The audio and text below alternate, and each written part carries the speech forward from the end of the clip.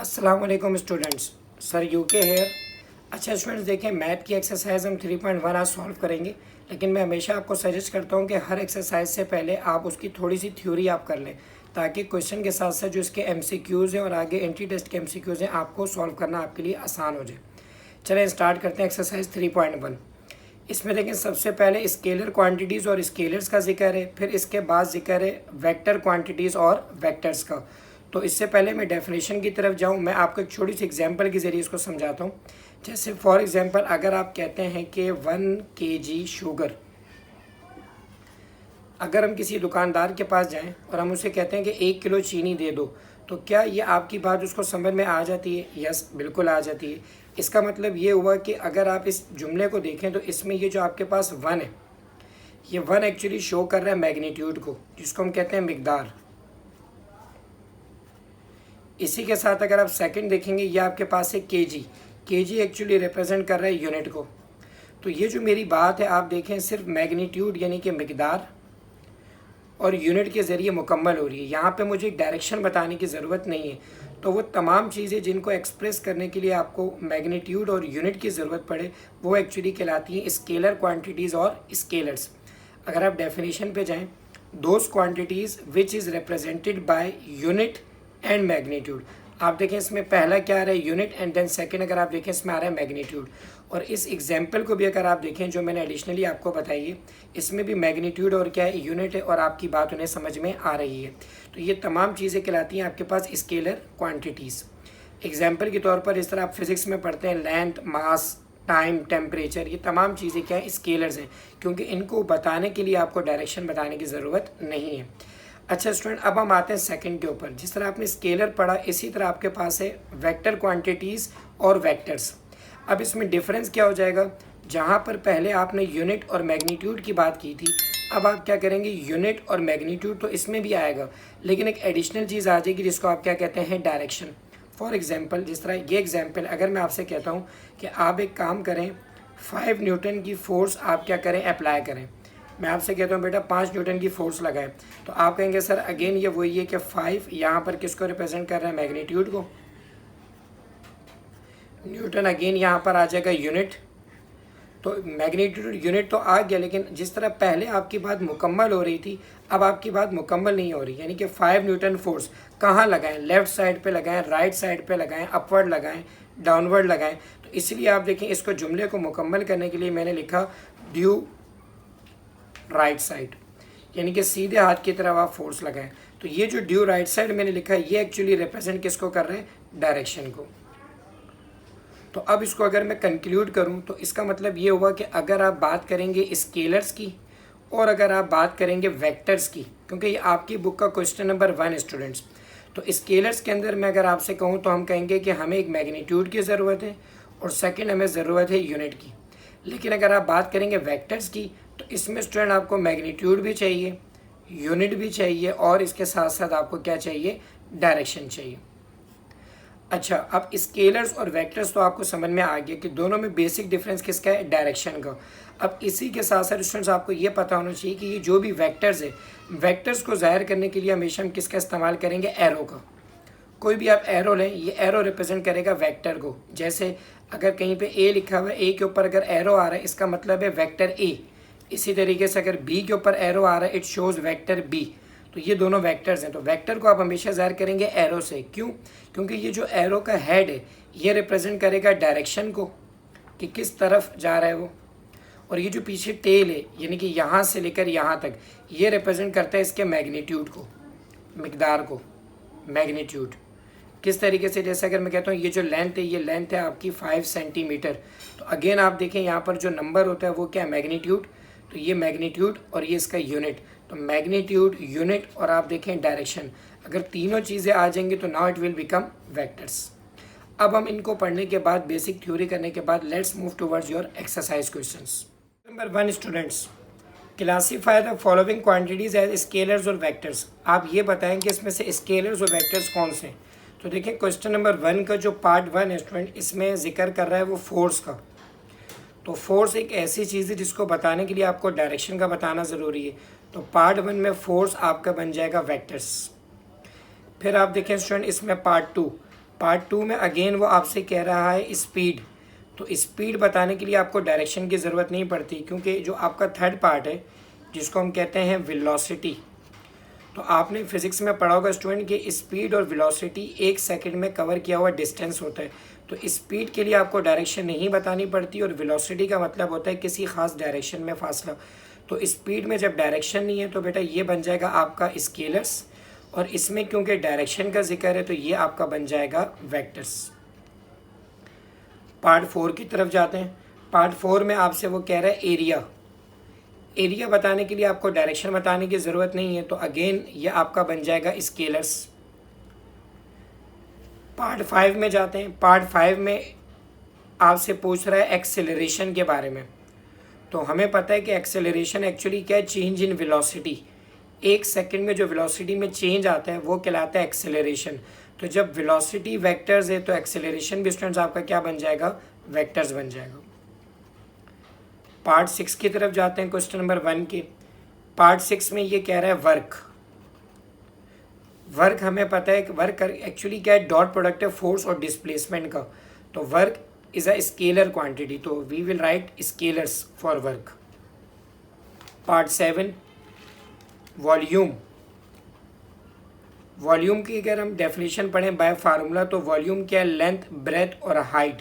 तो इसीलिए इन तीनों चीज़ों को बताने के लिए आपको डायरेक्शन बताने की ज़रूरत नहीं है। तो अगेन बेटा ये बन जाएगा आपका scalars. Now we will move towards part 8। Part 8 में वो आपसे कह रहा है वेट। अब हमें पता है कि वेट एक्चुअली क्या है, ये एक फोर्स का नाम है जो कि ज़मीन लगाती है किसी भी बॉडी के ऊपर जब उससे अपवर्ड डायरेक्शन में जाए। तो स्टूडेंट्स हमने ऊपर पढ़ा फोर्स क्या है, वेक्टर्स। तो weight is a force, definitely ये भी आपका क्या बन जाएगा, वेक्टर्स बन जाएगा। अब हम करते हैं पार्ट 9, लास्ट पार्ट। इसके अंदर वो आपसे कह रहा है मास, वज़न। तो वज़न ही मास बताने के लिए आपको डायरेक्शन बताने की ज़रूरत तो नहीं है, तो इसलिए आपने क्या लिख दिया यहाँ पर, स्केलर्स। तो क्वेश्चन नंबर 1 आपका कंप्लीट हो गया, ओके की रिपोर्ट है। अब हम चलते हैं क्वेश्चन नंबर 2 की तरफ। क्वेश्चन नंबर 2 में स्टूडेंट्स अगर आप देखें तो क्वेश्चन नंबर 2 में कह रहा है right the vector P Q. मैं इसके साथ ही यहाँ पे सॉल्व कर देता हूँ ताकि आपके लिए आसानी हो।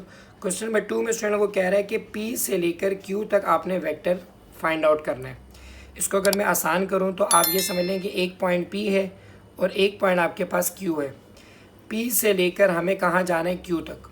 तो 2 पॉइंट्स आपको दिए हैं इसने इसके अंदर। तो पहला पॉइंट अगर आप देखें तो वो गिवन है आपको पी की वैल्यू दी हुई है 4,6 एंड देन आपको यहाँ पर गिवन है क्यू की वैल्यू गिवन है आपको -4,5। तो ये 2 पॉइंट्स आपको दिए हैं स्टूडेंट्स, और आपसे कह रहे हैं पी से लेकर आपने क्यू के पास जाना है।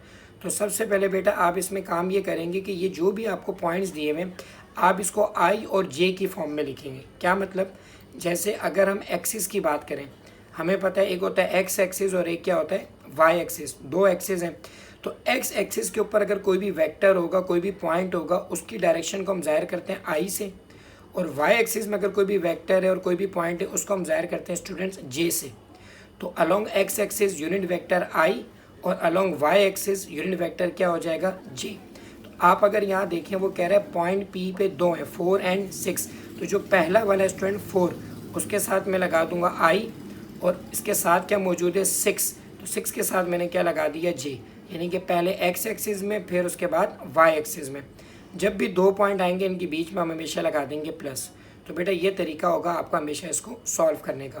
पहला पार्ट मैं आपको सॉल्व कराऊंगा डायरेक्टली, तो आप देखिएगा बाकी पार्ट भी इजीली सॉल्व हो जाएंगे। अब हम सेकंड की तरफ मूव करते हैं। इसमें देखिए -4 लिखा हुआ है, आपने -4 एज इट इज़ लिखा, आई की जगह आपके पास आ गया आई। देन अब 5 के पास जाएंगे, now it will become 5J। तो एक पॉइंट P आपने ले लिया स्टूडेंट और एक आपके पास आ गया पॉइंट Q। आपने मालूम क्या करना है, PQ। तो इसका तरीका याद रखिएगा स्टूडेंट, जब भी आपने PQ निकालना है तो आप देखें पहला पॉइंट क्या है P, दूसरा पॉइंट क्या है Q। तरीका इसका ये होता है कि लास्ट में से आपने फर्स्ट पॉइंट को, यानी कि फाइनल पॉइंट में से इनिशियल पॉइंट को आपने क्या करना है स्टूडेंट्स, माइनस करना है। ये वाले सवाल आगे 3.4 तक आप देखिएगा इस्तेमाल होंगे, तो ये वाली मेथडोलॉजी आपने याद रखनी है बेटा। पहले हमने लिख दिया Q, फिर उसके बाद मैंने यहाँ पे लिख दिया P। एरो लगाने की ज़रूरत नहीं है क्योंकि हम P से Q तक डिस्टेंस की बात कर रहे हैं, तो PQ इक्वल हो जाएगा Q माइनस P के। अब आप देखिए मैंने अगेन लिखा PQ, Q की जगह जो भी इसके वैल्यूज़ थी वो रखूँगा, माइनस की जगह माइनस और पी की जगह स्टूडेंट दोबारा मैं एज इट इज़ रख दूंगा। अब क्यू में आप देखें आपको क्या गिवन है यहाँ पर -4i + 5j, और माइनस की जगह माइनस। पी में स्टूडेंट्स आपको क्या गिवन है 4i + 6j। अब जब भी आपको दो पॉइंट्स दिए जाएं आई की जगह आई, जे का जे के साथ, क्या मतलब जो भी माइनस अगर देखें इसे पी क्यू इक्वल टू, पहले मैं क्या करूँगा आई वाले स्टूडेंट एक तरफ कर दूंगा, जैसे -4i और ये -4i ये मैंने एक तरफ कर दिया स्टूडेंट्स। आहिस्ता आहिस्ता हम थोड़ा स्पीड अप करेंगे, लेकिन पहले आपकी बेस बनाने के लिए मैं थोड़ा सा स्लो बता रहा हूँ। अब आप देखें प्लस का ये क्या हो जाएगा 5j, और ये प्लस माइनस दोबारा क्या हो जाएगा माइनस का क्या हो जाएगा स्टूडेंट 6j। तो फाइनली अगर मैं आपसे कहता हूँ कि आपने पी क्यू निकालना है, तो आप देखें आई और आई को मैंने एक साथ लिखा, तो 4 -4 और -4 कितना हो जाएगा माइनस का 8, आई की जगह अगेन क्या आ गया आई आ गया, फिर प्लस माइनस दोबारा माइनस, तो 6 में से 5 आप निकालेंगे स्टूडेंट तो क्या बन जाएगा 1, जैसे अगर मैंने यहाँ पे लिख दिया 1, और जे की जगह क्या आ जाएगा जे। लेकिन हमें पता है बेसिक रूल के मुताबिक कि हमेशा बड़ी वाली वैल्यू का साइन आता है, तो 6 के साथ माइनस है तो यहाँ पर क्या आ जाएगा माइनस आ जाएगा। तो that will be your final answer students, P Q will be equal to -8i - 1j। अब ये मैंने आपको बेटा पहला पार्ट करवाया, अब इसी तरह हम करेंगे part 2। Question number 1 part 2 students. Part 2 में देखें वो आपको पॉइंट पी दे रहा है स्टूडेंट्स -5/2,9, और इसी के साथ वो कह रहा है जो सेकंड पॉइंट है क्यू वो आपका कितना है 10,8। तो इसमें अंदर वो आपसे अगेन वही चीज़ पूछ रहा है स्टूडेंट्स कि आपने पी से लेकर क्यू तक की वैल्यू फाइंड आउट करनी है वेक्टर्स फॉर्म में। तो अब इसका तरीका क्या होगा स्टूडेंट, मैंने आपको बता दिया कि जो भी आपको पहले वैल्यू दी हुई है पी की -5/2,9, इसको लिखने का तरीका क्या होगा कि आप लिखिए -5/2i + 9 के साथ आपने क्या ले लिया जे। फिर अगर आप देखें स्टूडेंट्स क्यू के अंदर आपको क्या गिवन है 10,8, इसका तरीका क्या होता है कि पहले वाले के साथ 10 के साथ आपने लिखा i + 8 के साथ आपने स्टूडेंट क्या लिख दिया j। जब आपने p और q को वेक्टर की फॉर्म में लिख लिया, अब अगर आपने p से लेकर q निकालना है तो p से लेकर q निकालने का तरीका मैंने आपको क्या बताया था q - p। ये आपको मैंने बताया था कि ऊपर वेक्टर फॉर्म में नहीं, डायरेक्ट आपने लेंथ निकालनी q - p। तो p q equal to q की जगह q - p की जगह क्या आ जाएगा p आ जाएगा। तो q की वैल्यू कितनी आ रही है 10i + 8j -5/2i + 9j। तो अब आप यहाँ देखें p को अगर मुझे निकालना है तो इसका तरीका क्या होगा स्टूडेंट्स, अगेन ये उसी तरीके से होगा कि i वाली वैल्यू आप एक तरफ कर लें, 10i माइनस माइनस क्या हो जाएगा +5/2i, फिर +8j माइनस प्लस दोबारा हो जाएगा माइनस, और 9j की जगह स्टूडेंट्स क्या आ जाएगा 9j।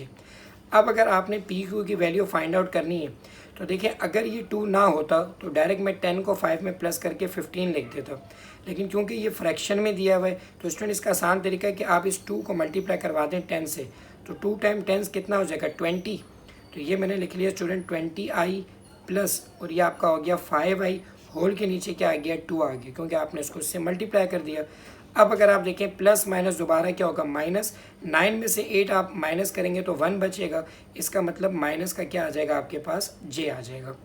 अब अगर मैं कहता हूँ कि मुझे पी क्यू फाइंड आउट करना है तो 20 + 5 it will become 25i divided by 2 minus j। अभी फर्दर सिंप्लीफाई नहीं हो सकता, so that will be your final answer. 3 students, part 3 के अंदर स्टूडेंट आप देखें जो पॉइंट पी आपको गिवन है वो है -3,6, और सेकंड अगर आप देखें तो बुक में मेंशन है part Q that will be 5,9। अब ये 2 पॉइंट्स हैं आपके पास, अगेन आपसे वो कह रहा है कि आपने क्या फाइंड करना है पी क्यू। तो मैंने आपसे स्टूडेंट शुरू में कहा था अगर एक पार्ट हो जाएगा तो बाकी आपको सिर्फ हेल्प के लिए रिक्वायर्ड होगा देखना किस तरह। आप देखिए पहला जो पॉइंट है पी, इसका -3,6, आप इसमें क्या करेंगे स्टूडेंट्स के पहले आपके पास ये आ जाएगा माइनस का 3i प्लस क्या बन जाएगा 6j। एज सेम आप अगर आप देखें क्यू में वैल्यू गिवन है 5,9, अब इसको भी अगर मैं ij की फॉर्म में लिखूंगा now it will become 5i + 9j। आपने क्या मालूम करना है पी क्यू, तो पी क्यू हमें पता है किसके बराबर होता है q - p के, तो पी क्यू मैंने एज इट इज़ लिख दिया, q की जगह आ गया q - p की जगह स्टूडेंट्स क्या आ गया p आ गया। अब अगर आप Q को देखें तो Q की वैल्यू कितनी है 5i प्लस 9j, और P की वैल्यू स्टूडेंट्स आपके पास कितनी है माइनस का 3i प्लस का 6j। अब मैंने आपको तरीका बताया स्टूडेंट्स कि आप क्या करेंगे, जो i वाली वैल्यू हैं आप उनको एक साथ लिख दें और जो j वाली वैल्यूज़ हैं आप उनको एक साथ लिख दें। तो आप यहाँ देखें 5i माइनस माइनस क्या हो गया students plus 3i। Now again it will become 9j, और ये माइनस प्लस दोबारा क्या हो जाएगा माइनस, और ये आपका बन जाएगा 6j। अब ये फाइनल मराहिल के अंदर है P Q equal to 5 plus 3 कितना हो जाएगा स्टूडेंट्स 8i प्लस माइनस दोबारा माइनस 9 में से आप जब 6 डिडक्ट करेंगे it will become plus 3j। ये फर्दर सिंप्लीफाई नहीं हो सकता, तो that will be your final answer. Part 4 में आप देखें आपको एक पॉइंट P गिवन है -6,2, एंड देन अगर आप देखेंगे तो पॉइंट Q आपको गिवन है यहाँ पे स्टूडेंट 0, -5। अब इसमें भी आपने स्टूडेंट वही तरीका आपने अप्लाई करना है कि जो पहला पॉइंट है P -6,2, इसको आपने लिखना है वेक्टर की फॉर्म में, तो ये बन जाएगा माइनस का 6i प्लस का 2j। और अगर आप बात करेंगे Q की, तो Q क्या गिवन है 0, -5, इसको वेक्टर फॉर्म में लिखेंगे तो इट्स मीन कि 0i -5j। अब जैसे हमने पिछले पार्ट की, इसमें भी वही आपसे कह रहा है कि पी क्यू आपने क्या करना है फाइंड करना है। तो जब आपने पी क्यू निकालना है स्टूडेंट्स, तो P Q will become Q minus P. Again मैंने पी क्यू को एज इट इज़ लिखा है स्टूडेंट्स। क्यू की जगह आपको वैल्यू क्या गिवन है 0i -5j minus P. P की वैल्यू क्या गिवन है स्टूडेंट्स आपको माइनस का 6i प्लस 2j। अब अगर मैं यहाँ पे पी क्यू निकालना चाह रहा हूँ तो मैंने आपको तरीका बताया, आई वाली वैल्यू एक तरफ लिख दें, 0i माइनस माइनस प्लस की कितना हो जाएगा 6i, यहाँ गिवन है माइनस का 5j माइनस प्लस दोबारा क्या हो जाएगा माइनस, और ये आपका हो जाएगा 2j। तो फाइनली अगर मैं पी क्यू की वैल्यू आपको बताऊँ स्टूडेंट, तो 6i अपनी जगह आ गया और माइनस माइनस क्या हो जाएगा प्लस, तो ये बन जाएगा माइनस का 7j, क्योंकि 5 और 2 7 हो गए, बड़ी बड़ी वैल्यू का साइन आ गया minus. So final P Q will be 6i minus 7j, so that will be your answer. तो यहाँ पे स्टूडेंट आपका क्वेश्चन नंबर 1 के सारे पार्ट कंप्लीट हो गए, सॉरी क्वेश्चन नंबर 2 के। क्वेश्चन नंबर 3 स्टूडेंट्स, इसमें देखें वो कह रहा है find the following vectors if, यानी कि इसमें आपको एक वेक्टर दिया हुआ है p, वेक्टर p की वैल्यू स्टूडेंट्स यहाँ पर -5i प्लस 4j। फिर वो आपसे कह रहा है कि एक और वेक्टर है q, इसकी वैल्यू गिवन है -3i प्लस 5j। अगेन तीसरा वेक्टर आपको गिवन है वेक्टर r, जिसकी वैल्यू है -6i प्लस 7j। वो कह रहा है कि अगर ये तीनों वेक्टर्स आपको दिए हुए हैं तो फिर आप क्या करें, डिफरेंट कंडीशंस मालूम करें। फॉर एग्जांपल इसमें पहली कंडीशन आपको गिवन है कि आपने फाइंड आउट करना है 2p प्लस 3q, ये आपने मालूम करना है स्टूडेंट्स। तो इसका आसान तरीका स्टूडेंट्स ये होता है कि जो भी आपको मालूम करना है आप अगेन उसको वैसे ही लिखें 2p प्लस 3q। अब आप देखें 2 की जगह मैंने अगेन लिख दिया 2, p की जगह p की वैल्यू रख दी, प्लस 3 की जगह रखा 3, और q की जगह मैंने दोबारा रख दिया q की वैल्यूज़। अब आप देखें p की वैल्यू आपको क्या गिवन है माइनस का 5i प्लस 4j, प्लस 3 के साथ गिवन है q, तो q की वैल्यू मैंने रख दी माइनस का 3i प्लस 5j। अब आपने ये मालूम करना है तो स्टूडेंट्स पहले आप क्या करेंगे, 2 को मल्टीप्लाई करवाएंगे 5 से, फिर 2 को मल्टीप्लाई करवाएंगे 4 से। जब 2 को 5 से करेंगे तो ये बन जाएगा स्टूडेंट माइनस का 10i, प्लस 2 को जब मैं 4 से करवाऊंगा तो ये बन जाएगा प्लस का 8j, प्लस माइनस दोबारा क्या हो जाएगा स्टूडेंट माइनस, 3 और 3 मल्टीप्लाई करेंगे ये बन जाएगा 9i, और फिर अगर हम प्लस की बात करें तो 3 को 5 से करेंगे इट विल बिकम 15j। अब आपको मैंने स्टूडेंट्स का तरीका बताया था कि i वाली वैल्यू आप i से करेंगे, j को आप j से प्लस माइनस करेंगे। जब मैं माइनस का 10 और माइनस का 9 करूँगा तो ये बन जाएगा माइनस का 19i, और जब मैं प्लस का 8 और प्लस का 15 करूँगा तो ये आपका बन जाएगा प्लस का 23j। अब आपने देखा कि ये फर्दर सिंप्लीफाई नहीं हो सकता, तो ये आपका 2p प्लस 3q का फाइनल आंसर हुआ। तो यहाँ मैंने इसे लिख दिया student, it will be your final answer. अच्छा, ये आपने किया पार्ट 1। अब हम जाते हैं इसके पार्ट 2 की तरफ। पार्ट 2 में देखें स्टूडेंट्स वो कह रहा है कि आपने क्या करना है 3p plus half of q plus आपने क्या करना है r निकालना है। तो बेशक आपको वो 2 क्वांटिटीज़ दे, 3 दे, आपने बस ये ट्रिक माइंड में रखनी कि एज इट इज़ आपने लिखना है। जैसे आप देखिए मैंने लिखा 3p plus half q plus r। अब आप देखें 3 की जगह मैंने रखा 3, p की जगह मैंने p की जगह वैल्यू छोड़ दी, प्लस हाफ की जगह मैंने रखा हाफ, और q की जगह आपने रखा q, प्लस r की जगह मैंने क्या रख दिया, r रख दिया। ठीक है। अब अगर आप देखें तो p आपको कितना गिवन है, again -5i plus 4j, half q, q की वैल्यू कितनी गिवन है, माइनस का 3i प्लस का 5j, again plus r, r की वैल्यू स्टूडेंट्स आपको गिवन है माइनस का 6i प्लस का 7j। सबसे पहले जिस कंडीशन में दिया हुआ है आप उस कंडीशन में उतार दें, फिर जो भी नंबर है आप उसको मल्टीप्लाई करवा दें। जैसे 3 को आप 5 से करेंगे तो 3 5 15 माइनस का 15, 3 को 4 से करेंगे प्लस का 12 का क्या आ गया आपके पास, j आ गया। अब देखिए प्लस माइनस माइनस 3/2 और ये हो गया आपके पास i। इस 2 को मैं ओवरऑल इससे मल्टीप्लाई करूँ, प्लस प्लस हो जाएगा तो ये बन जाएगा आपके पास 5/2 और j की जगह मैंने क्या कर दिया, j। आप नोट करें मैं नंबर की जगह नंबर कर रहा हूँ और i j को अलग कर रहा हूँ ताकि आप क्लियरली इसको देख सकें। अच्छा, प्लस माइनस अगेन क्या हो जाएगा, माइनस का हो जाएगा 6i और प्लस दोबारा प्लस हो जाएगा, ये बन जाएगा प्लस का 7j। अब इसके मुकाबले में वैल्यूज़ ज़्यादा है लेकिन कॉन्सेप्ट आपका सेम रहेगा। आई वाले फैक्टर जैसे ये 15i, 3/2i और 6i, इन तीनों का आपने क्या करना है, एक साथ करना है। तो अब अगर आप देखें स्टूडेंट मैं एक मरतबा लिख देता हूँ ताकि आपको समझ में आ जाए, माइनस का 15i माइनस का 3/2i और यहाँ है माइनस का 6i।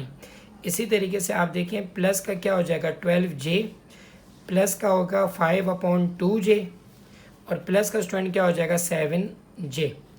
अब होगा क्या, आप देखें ये 2 यहाँ पर है, इसको इससे मल्टीप्लाई कर देंगे, फिर इस 2 को इससे मल्टीप्लाई कर देंगे। जब 2 को मैं 15 से करूँगा तो ये बन जाएगा माइनस का 30i, क्योंकि ये नंबर इससे मल्टीप्लाई होगा। अच्छा, ऑलरेडी ये 2 मौजूद है तो 3 की जगह दोबारा क्या आ जाएगा, माइनस का 3i। अब ये 2 6 से मल्टीप्लाई होगा तो माइनस का 12i। अब जब आपने 2 को इससे और इस दोनों से मल्टीप्लाई कर दिया तो ओवरऑल आपने डिवाइड में क्या लिख दिया स्टूडेंट, 2 लिख दिया। ठीक है। अब यही वाला तरीका, इस 2 को आप 12 से करेंगे तो बेटा ये आपके पास बन जाएगा 24j प्लस, अभी 2 इसके नीचे तो 5 एज इट इज़ आ गया 5j प्लस, अब इस 2 को आपने 7 से मल्टीप्लाई किया स्टूडेंट तो ये बन जाएगा आपका 14j और एज इट इज़ आप देखें इस पूरे होल के नीचे मैंने क्या लिख दिया, 2 लिख दिया। ठीक है। अब फर्दर अगर आप बेटा इसको सिंप्लीफाई करेंगे तो आप देखें -30 -3 माइनस का 33 और माइनस का 12, ये आपके पास बेटा बन जाएगा माइनस का 45, डिवाइड में क्या आ गया 2, आई को आप देखिए मैंने दोबारा से वैसे ही लिख दिया, प्लस की जगह आ गया प्लस। अब 24 प्लस 5 29 प्लस 14 अगर आप करेंगे बेटा ये आपका बन जाएगा 43 डिवाइडेड बाय 2 और जे की जगह आपके पास क्या आ गया, जे आ गया। मैंने आपको बेटा बताया भाई जहाँ सिंप्लीफिकेशन ख़त्म हो जाए आपने वहाँ पर लिख देना है it will be your final answer. तो ये बेटा आपके 2 पार्ट्स हो गए। अब हम मूव करते हैं बेटा पार्ट 3 की तरफ। यस स्टूडेंट, अब इसका हम करते हैं पार्ट 3। पार्ट 3 में आप देखें स्टूडेंट आपको क्या नज़र आ रहा है, 3p प्लस 5q प्लस, बल्कि ये गिवन है आपको -4r। पार्ट 3 में ये मालूम करना है 3p plus 5q minus 4r। Again student मैंने आपसे कहा था यही आप दोबारा लिख देंगे इक्वल करके, 3 की जगह क्या आ जाएगा 3p की अगेन वैल्यू आ गई, प्लस आपने 5 लिखा, फिर आपने किसकी वैल्यू रख दी स्टूडेंट्स, q की, फिर माइनस, फिर आपने 4 और आपने फिर स्टूडेंट किसकी वैल्यू रख दी, r की। तो आपका क्राइटेरिया वही सेम होगा ताकि कॉन्सेप्ट आपके चेंज ना हो। अब आप देखें p की वैल्यूज़ आपको क्या गिवन है, माइनस का 5i प्लस का आपको क्या गिवन है 4j प्लस 5, q की वैल्यू कितनी गिवन है, माइनस का 3i प्लस का आपको गिवन है 5j माइनस 4, r की वैल्यू कितनी गिवन है स्टूडेंट, माइनस का 6i प्लस का आपको गिवन है ये 7j। अब आप क्या करेंगे स्टूडेंट, इसको मल्टीप्लाई करेंगे, 3 को जब आप 5 से करेंगे बेटा तो ये बनेगा माइनस का 15i प्लस का 3 4 करेंगे ये बन जाएगा 12j माइनस का 15i, फिर इस 5 को 5 से करेंगे ये बन जाएगा 25j, माइनस माइनस क्या हो जाएगा, प्लस हो जाएगा। 6 को जब मैं 4 से मल्टीप्लाई करूँगा बेटा तो ये आपका बन जाएगा 24, आई की जगह क्या आ गया, आई आ गया। अब आप देखिए माइनस प्लस दोबारा क्या हो जाएगा, -4 को 7 से करेंगे बेटा तो ये बन जाएगा 28j। तो मेरे ख्याल से यहाँ तक किसी भी स्टूडेंट को कोई मसला नहीं है। यस स्टूडेंट्स, अब आप देखिए मैंने आपको बताया हुआ आई वाली वैल्यू एक साथ करेंगे और जे वाली वैल्यूज़ एक साथ। अब हम डायरेक्ट भी कर सकते हैं क्योंकि हम प्रैक्टिस कर चुके हैं। तो माइनस का 15 और माइनस का 15 बेटा ये कितना हो जाएगा, माइनस का 30 और प्लस का 24 आ गया। इसका मतलब ये क्या बन जाएगा, माइनस का 6i। ठीक है, अब आप जे वाला देखें, प्लस का 12 प्लस का 25 और माइनस का 28। तो बेटा ये आपका फाइनल क्या बन जाएगा, प्लस का 9j। फर्दर सिंप्लीफिकेशन पॉसिबल नहीं है, तो बेटा ये आपका फाइनल आंसर। पार्ट 4 देखें स्टूडेंट, इसमें लिखा हुआ है 1/2p plus 1/2p minus 2r plus 4q। ये आपको अगेन इसी तरह का पार्ट दिया हुआ है। अब देखें इसमें भी आप वही करेंगे बेटा, पहले सवाल लिखा इक्वल 1/2 की जगह 1/2, फिर आपने बेटा लिखा p, फिर -2, फिर आपके पास क्या आ जाएगा r, अगेन आप देखें प्लस, देन आपके पास आ गया 4 और q की जगह आपने क्या लिख दिया स्टूडेंट्स, q लिख दिया। ठीक है, अब अगर आप देखें तो 1/2p, p की वैल्यू कितनी है, माइनस का 5i plus 4j minus 2r, r आपको कितना गिवन है स्टूडेंट्स, कि इसमें आपको है माइनस का 6i प्लस 7j। फाइनली अगर आप देखें q, इसमें आपने देखा इन्होंने r पहले दे दिया q बाद में, तो ये सवाल भी आपने बेटा नोट करना है साथ साथ। q की वैल्यू अगर आप देखें तो आपको कितनी गिवन है यहाँ पर, -3i और फर्दर आपको यहाँ पर गिवन है प्लस का 5j। ठीक है, तो अब आप क्या करेंगे, जब आपने वैल्यूज़ को प्लेस कर दिया तो now finally you will multiply, 5 1 5 हो जाएगा, तो ये हो जाएगा माइनस का 5/2, आई की जगह क्या आ गया आपके पास, आई आ गया। ठीक है, अब देखें 4/2, तो इसका मतलब ये फाइनली क्या हो जाएगा, प्लस का 2j हो जाएगा, क्योंकि 2 जब नीचे डिवाइड होगा 2 × 2 क्या हो जाएगा, 4 हो जाएगा। ठीक है स्टूडेंट्स, अब फर्दर अगर मैं सॉल्व करूँ, माइनस माइनस क्या हो जाएगा, प्लस 2 6 कितना हो जाएगा 12 और आई की जगह दोबारा क्या आ जाएगा, आई आ जाएगा। ठीक है, अब आप प्लस माइनस दोबारा क्या हो जाएगा, माइनस हो जाएगा। 2 को जब मैं 7 से करूँगा तो ये बेटा आपका बन जाएगा 14 और जे की जगह दोबारा क्या आ जाएगा, जे आ जाएगा। फर्दर अगर आप सॉल्व करें तो आप देखें बेटा, प्लस 4 को 3 से करेंगे, बल्कि आप देखें 3i माइनस में दिया हुआ है ना, तो प्लस माइनस दोबारा बेटा क्या हो जाएगा, माइनस, तो ये बेटा आपका माइनस होगा। 4 को 3 से करेंगे वो क्या बन जाएगा 12 और आई की जगह क्या आ जाएगा, आई आ जाएगा।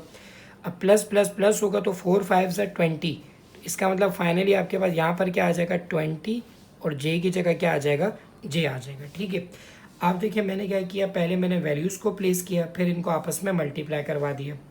अब बेटा आप इसमें क्या करेंगे, वही तरीका, आई वाली वैल्यू आई के साथ, जे वाली जे के साथ, क्योंकि ये अपॉन में तो इसलिए मैं बेटा एक मरतबा अलग कर देता हूँ इसे।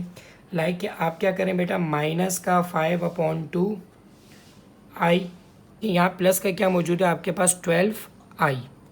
फर्दर अगर यहाँ जाएंगे तो ये आपके पास मौजूद है माइनस का 12i। अब हम जे की बात करें बेटा तो प्लस का आपके पास ये मौजूद है 2j और यहाँ क्या मौजूद है माइनस का 14j और फिर मौजूद है आपके पास 20j। तो बेटा अगर आप नोट करें तो प्लस का 12i और माइनस का 12i क्या हो जाएगा, कैंसिल, ये मैंने कैंसिल कर दिए। तो फाइनली अगर आप देखें तो इक्वल में वैल्यू आपके पास कितनी आ रही है, माइनस का 5/2 और साथ क्या मौजूद है, आई।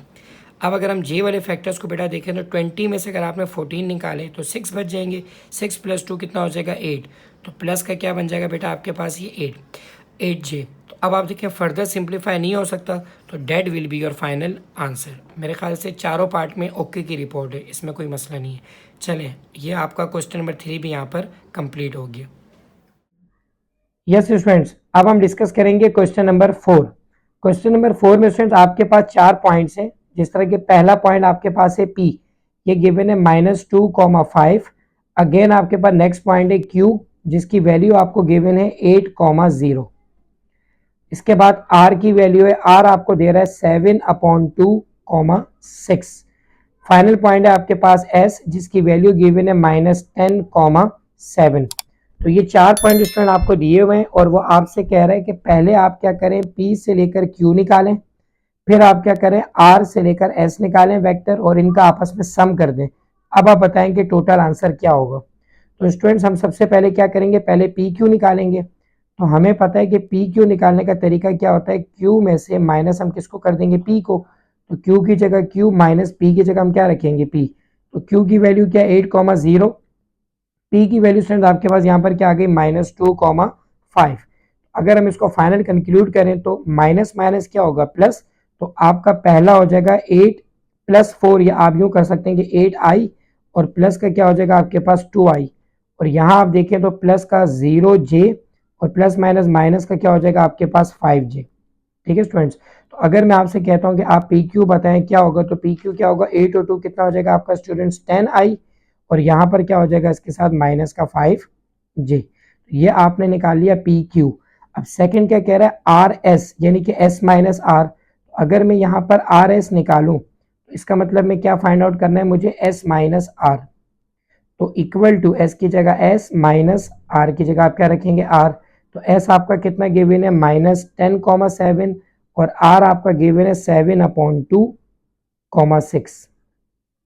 अब अगर मैं यहाँ पर आर एस की वैल्यू निकालना चाहूँ तो आप देखिए माइनस का 10 और माइनस का 7/2, तो मैं लिख सकता हूँ माइनस का 10i माइनस का 7/2i, फिर यहाँ पे प्लस का 7j प्लस माइनस माइनस का क्या हो जाएगा आपके पास 6j हो जाएगा। ठीक है स्टूडेंट्स, तो फाइनली अगर आप देखें तो आर एस की वैल्यू आपके पास कितनी आएगी। अब आप देखिए मैंने आपको बताया था ये फ्रैक्शन में, तो ये इससे पहले मल्टीप्लाई हो जाएगा, 2 को 10 से मल्टीप्लाई करेंगे तो माइनस का क्या हो जाएगा 20i माइनस का 7i वैसे ही लिखा हुआ, लेकिन अब पूरे फ्रैक्शन के नीचे क्या आ जाएगा 2, और यहाँ अगर आप देखें 7 में से 6 निकालेंगे तो ये क्या बन जाएगा j। तो अगर मैं आर एस निकालना चाहूँ तो माइनस का 20 और माइनस का 7, ये फाइनली कितना बन जाएगा माइनस का 27i/2, और प्लस का क्या बन जाएगा स्टूडेंट आपके पास j बन जाएगा। तो आप देखें आपके पास पी क्यू की वैल्यू भी आ गई और आपके पास आर एस की वैल्यू भी आ गई। अब मुझे क्या करना है इन दोनों वैल्यू का आपस में प्लस करना है जो मेरे सवाल की रिक्वायरमेंट है। तो आप अब देखें स्टूडेंट्स, अब अगर आप देखें आपने निकालना क्या था पी क्यू प्लस आपने निकालना है आर एस। तो यहाँ पर पी क्यू आप देखिए क्या मैंने निकाला था सवाल के अंदर आपके पास 10i माइनस 5j। अब इसको मैं प्लस करूंगा किससे आर एस से, आर एस की वैल्यू आपके पास क्या आई थी फाइनली माइनस का 27/2i प्लस का क्या था आपके पास 20j। अब अगर हम इसको सिंप्लीफाई करेंगे तो 10i और i एक साथ हो जाएगा, 10i माइनस 27/2i, फिर माइनस का 5j और प्लस का आपके पास क्या हो जाएगा j। अब देखें वही के सेम कॉन्सेप्ट के 2 इससे मल्टीप्लाई हो जाएगा स्टूडेंट्स, तो जब 2 को 10 से करूंगा तो ये बन जाएगा 20i माइनस 27i, लेकिन क्योंकि हम मल्टीप्लाई कर चुके हैं तो होल के नीचे आ जाएगा 2, और प्लस माइनस माइनस 5 में से आप 1 निकालेंगे तो ये बन जाएगा माइनस का 4j। तो अगर आप फाइनली देखें स्टूडेंट तो 20 प्लस का और माइनस, तो ये बन जाएगा माइनस का 7/2i, और यहाँ साथ इसकी क्या मौजूद है माइनस का 4j। अगर आप नोट करें ये फर्दर सिंप्लीफाई हो सकता है नहीं हो सकता, तो that will be your final answer. Question number 5 students, इसमें जो पहला पार्ट है स्टूडेंट उसमें वो आपसे कह रहा है कि एक वेक्टर है आपके पास p जिसकी वैल्यू गिवन है -3i प्लस 8j। ये एक वेक्टर आपको स्टूडेंट्स गिवन है और वो आपसे कह रहा है कि फाइंड द यूनिट वेक्टर, यानी कि इस p वेक्टर का आपने क्या निकालना है स्टूडेंट यूनिट वेक्टर। हमें पता है स्टूडेंट कि यूनिट वेक्टर का मतलब होता है ऐसा वेक्टर जो कि किसी वेक्टर की डायरेक्शन को बताए। अब हमें अगर इसको मैथमेटिकली करना है यूनिट वेक्टर को, तो इसके लिए आपको फार्मूला पता होना चाहिए कि यूनिट वेक्टर जो होता है उसका फार्मूला होता है कि आप किसी भी वेक्टर को, अगर मैं यहाँ पे लिखूँ वेक्टर डिवाइडेड बाय, आप उसको उसके मैग्नीट्यूड से क्या कर दें डिवाइड कर दें। जिस तरह यहाँ पे दिया हुआ है कि एक वेक्टर है आपके पास p, और जब हम उसका मैग्नीट्यूड लिखेंगे तो या तो आप उसके ऊपर से एरो हटा दें, या फिर एक और इसका तरीका होता है कि वेक्टर डिवाइडेड बाय, अगर वो वेक्टर का साइन है तो साथ आप उसके मॉड अप्लाई कर दें। ठीक है, अब आपने यूनिट वेक्टर निकालना है, वेक्टर की वैल्यू तो आपको गिवन है -3i प्लस 8j, मैग्नीट्यूड आपने निकालना है स्टूडेंट। तो इसलिए मैंने इसको फिलहाल नाम दे दिया है क्वेश्चन नंबर 1 का। पहले मुझे फाइंड आउट करना है मैग्नीट्यूड। तो बेटा जब कभी भी आपने किसी वेक्टर का मैग्नीट्यूड निकालना है, इसका तरीका होता है आप स्क्वायर रूट लें, 2 नंबर लिखे हुए तो पहले वाले नंबर का स्क्वायर प्लस दूसरे वाले नंबर का स्क्वायर। ये आसान तरीका बेटा किसी भी वेक्टर का मैग्नीट्यूड निकालने का, स्क्वायर रूट और आपने स्क्वायर अप्लाई कर दिया। अब इसमें पहले में क्या होगा, जो वेक्टर का पहला नंबर क्या दिया हुआ आई के साथ -3, वो आपने यहाँ पे लिख दिया बेटा। उसके बाद दूसरे में जे में क्या लिखा हुआ है 8, तो आपने दूसरे का 8 अप्लाई कर दिया। अब आप इसको सिंप्लीफाई कर दें। अब जब मैं इसको सॉल्व करूंगा 3 का स्क्वायर क्या हो जाएगा 9, क्योंकि माइनस के ऊपर जब पावर इवन आ जाए तो वो 2 मरतबा होगा, तो माइनस माइनस तो प्लस हो जाएगा। तो 3 का स्क्वायर 9 प्लस 8 का स्क्वायर आप करेंगे स्टूडेंट, तो वो आपका क्या बन जाएगा 64। तो finally it will be square root 73। तो आपने मैग्नीट्यूड निकाल लिया। अब बेटा हम जाएंगे इक्वेशन नंबर 1 के ऊपर। इक्वेशन नंबर 1 इंप्लाइज कि जो भी आपने यूनिट वेक्टर निकालना था इक्वल टू वेक्टर, वेक्टर आपका क्या गिवन है माइनस का 3i plus 8j divided by magnitude. Magnitude अभी हमने कितना फाइंड किया, अंडर रूट 73।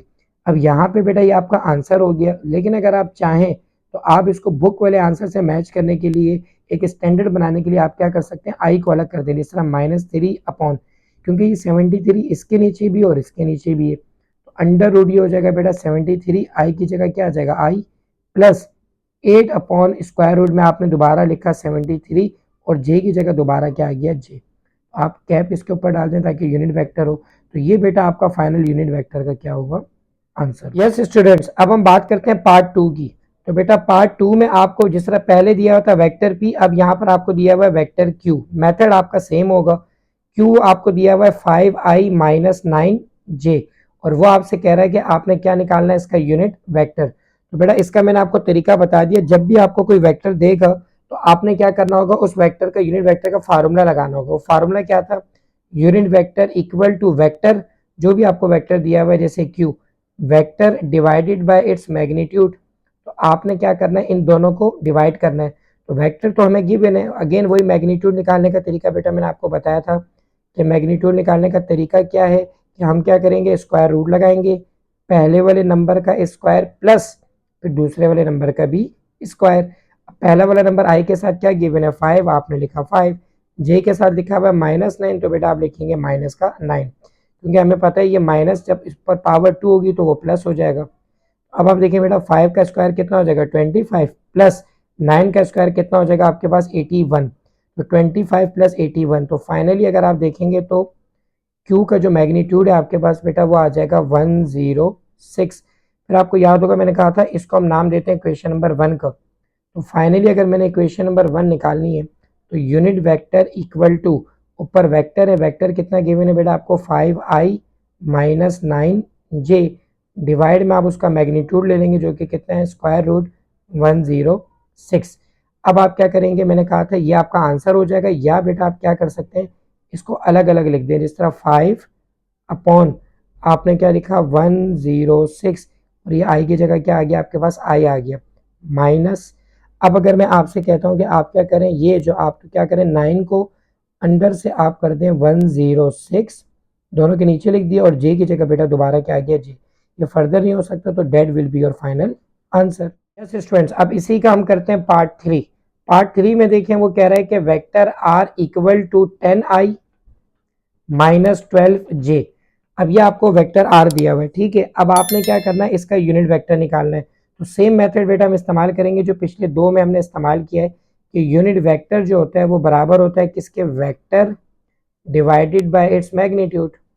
तो इसको हम नाम देते हैं इक्वेशन नंबर 1 का, क्योंकि पहले हमने निकालना है आर का मैग्नीट्यूड। जब आर का मैग्नीट्यूड निकालना है तो वही तरीका, पहले वाले नंबर का स्क्वायर प्लस फिर दूसरे वाले नंबर का स्क्वायर।